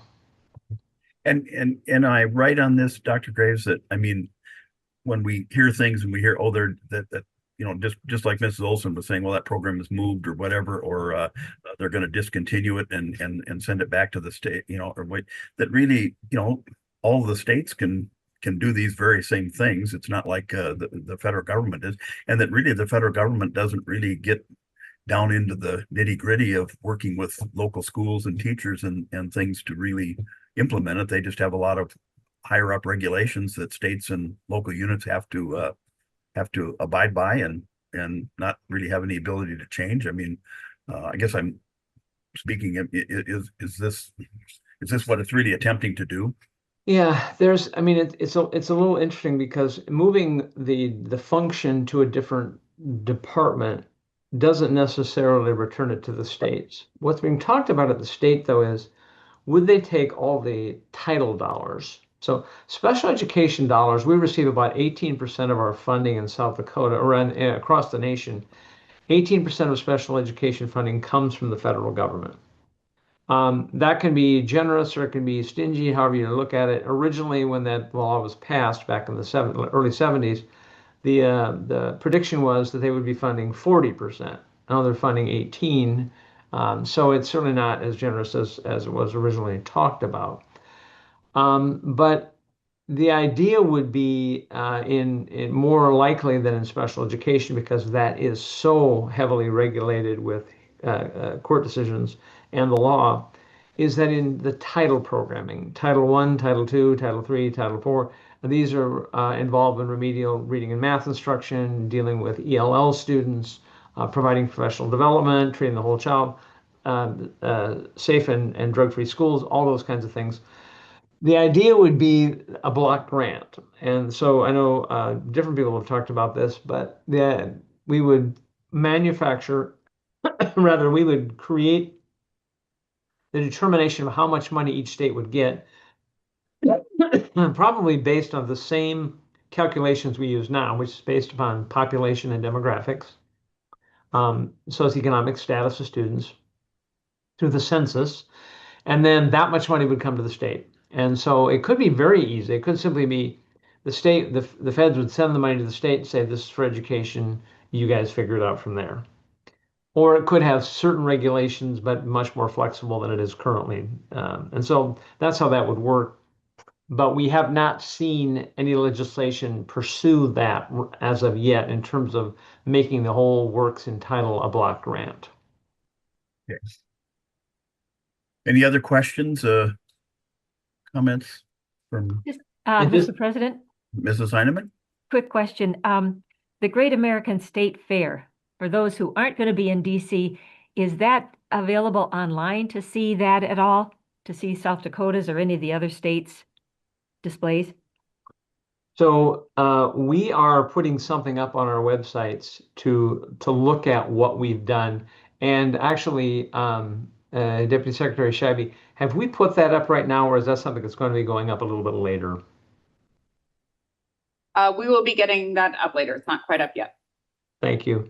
So you'll be able to see the presentations that we've made, basically what we put on the walls and all the different placards. It's extremely well done. It's actually quite attractive as well. So they did a great job on that. Obviously, the idea really is for you to be physically present to visit it and visit the whole mall.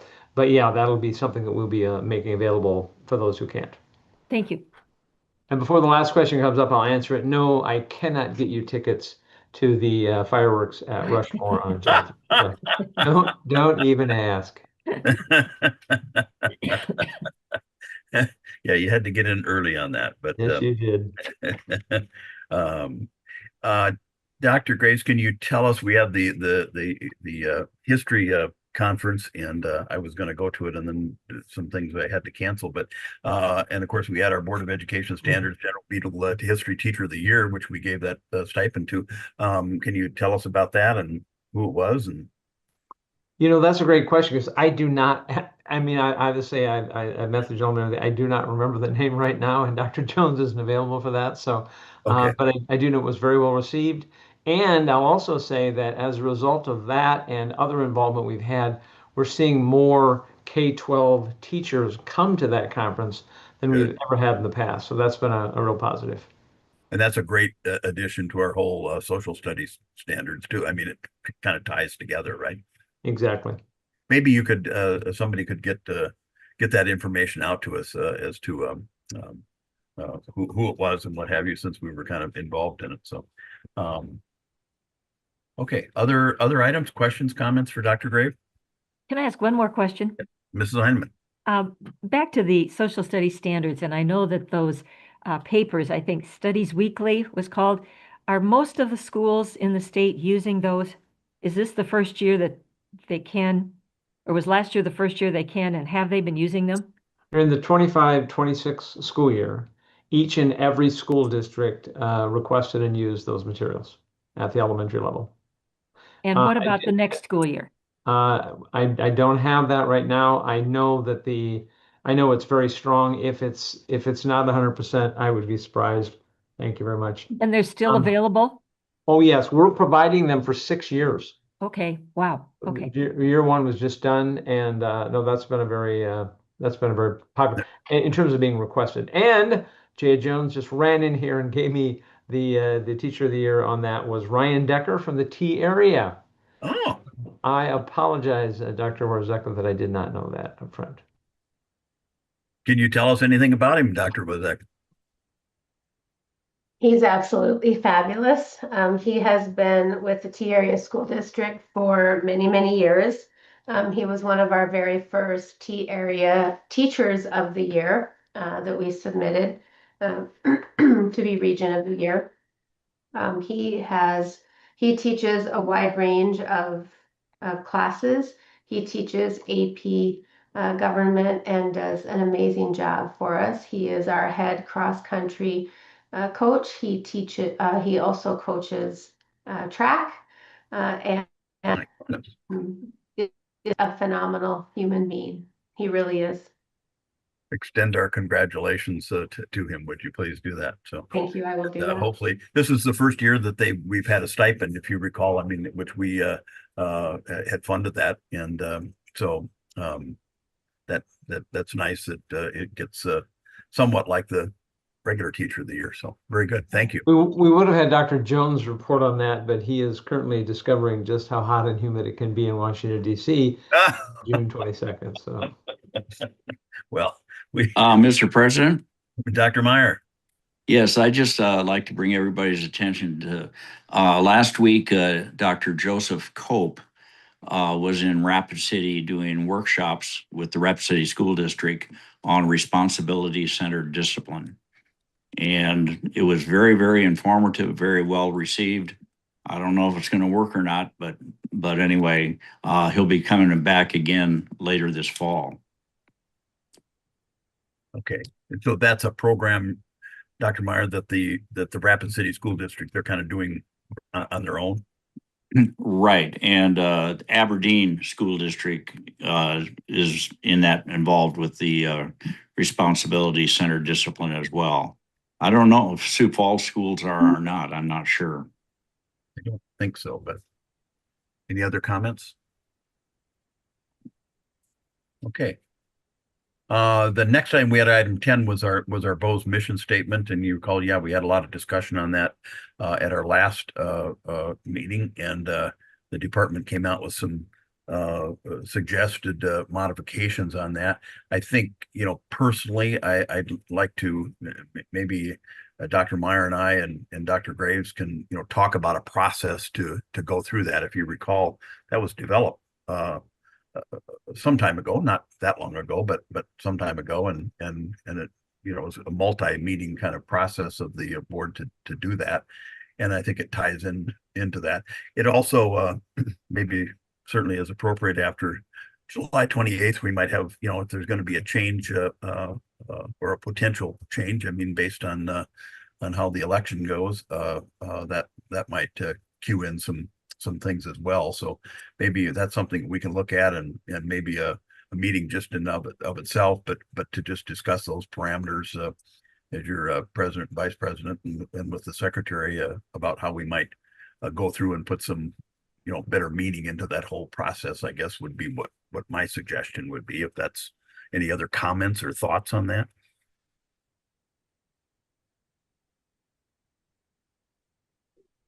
Okay.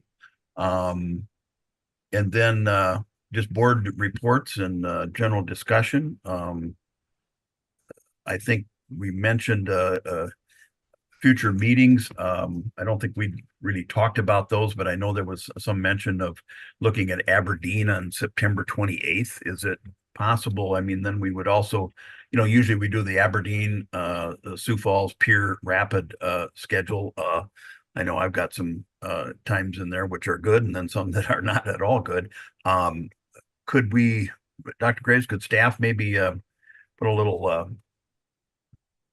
kind of calendar out to us that, or we could search to make sure that we are, because we have to have full present at those hearings, and if you recall, physically present, and so that we don't have a lot of conflicts in there and can weigh in on when those meetings are. Can we? I'd be happy to do that. I'll just meet with Amanda, and we'll send out some proposals. Okay, good. And let's see, is Anna King, is she just on vacation or something, or is? Yeah, she is out for a few more days yet. So okay. I was hoping she wasn't drastically ill or something. So that's great. Any other items to come before us? Gosh, we've got a lot done in 2 hours and 5 minutes here. No other discussion? Well, we will then. Is there a motion to adjourn? Heineman, so moved. Moved by Heineman.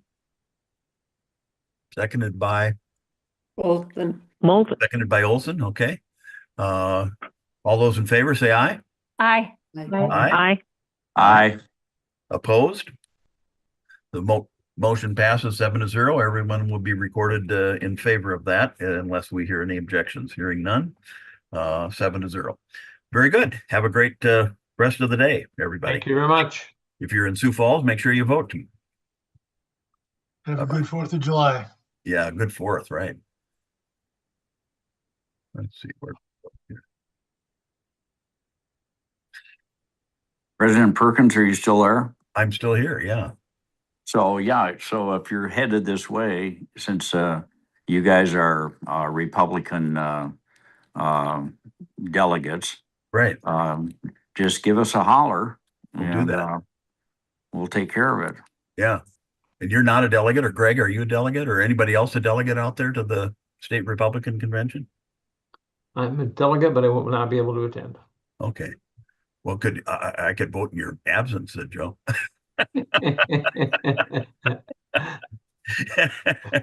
So, well, very good. Take care, everyone. Okay. Thank you.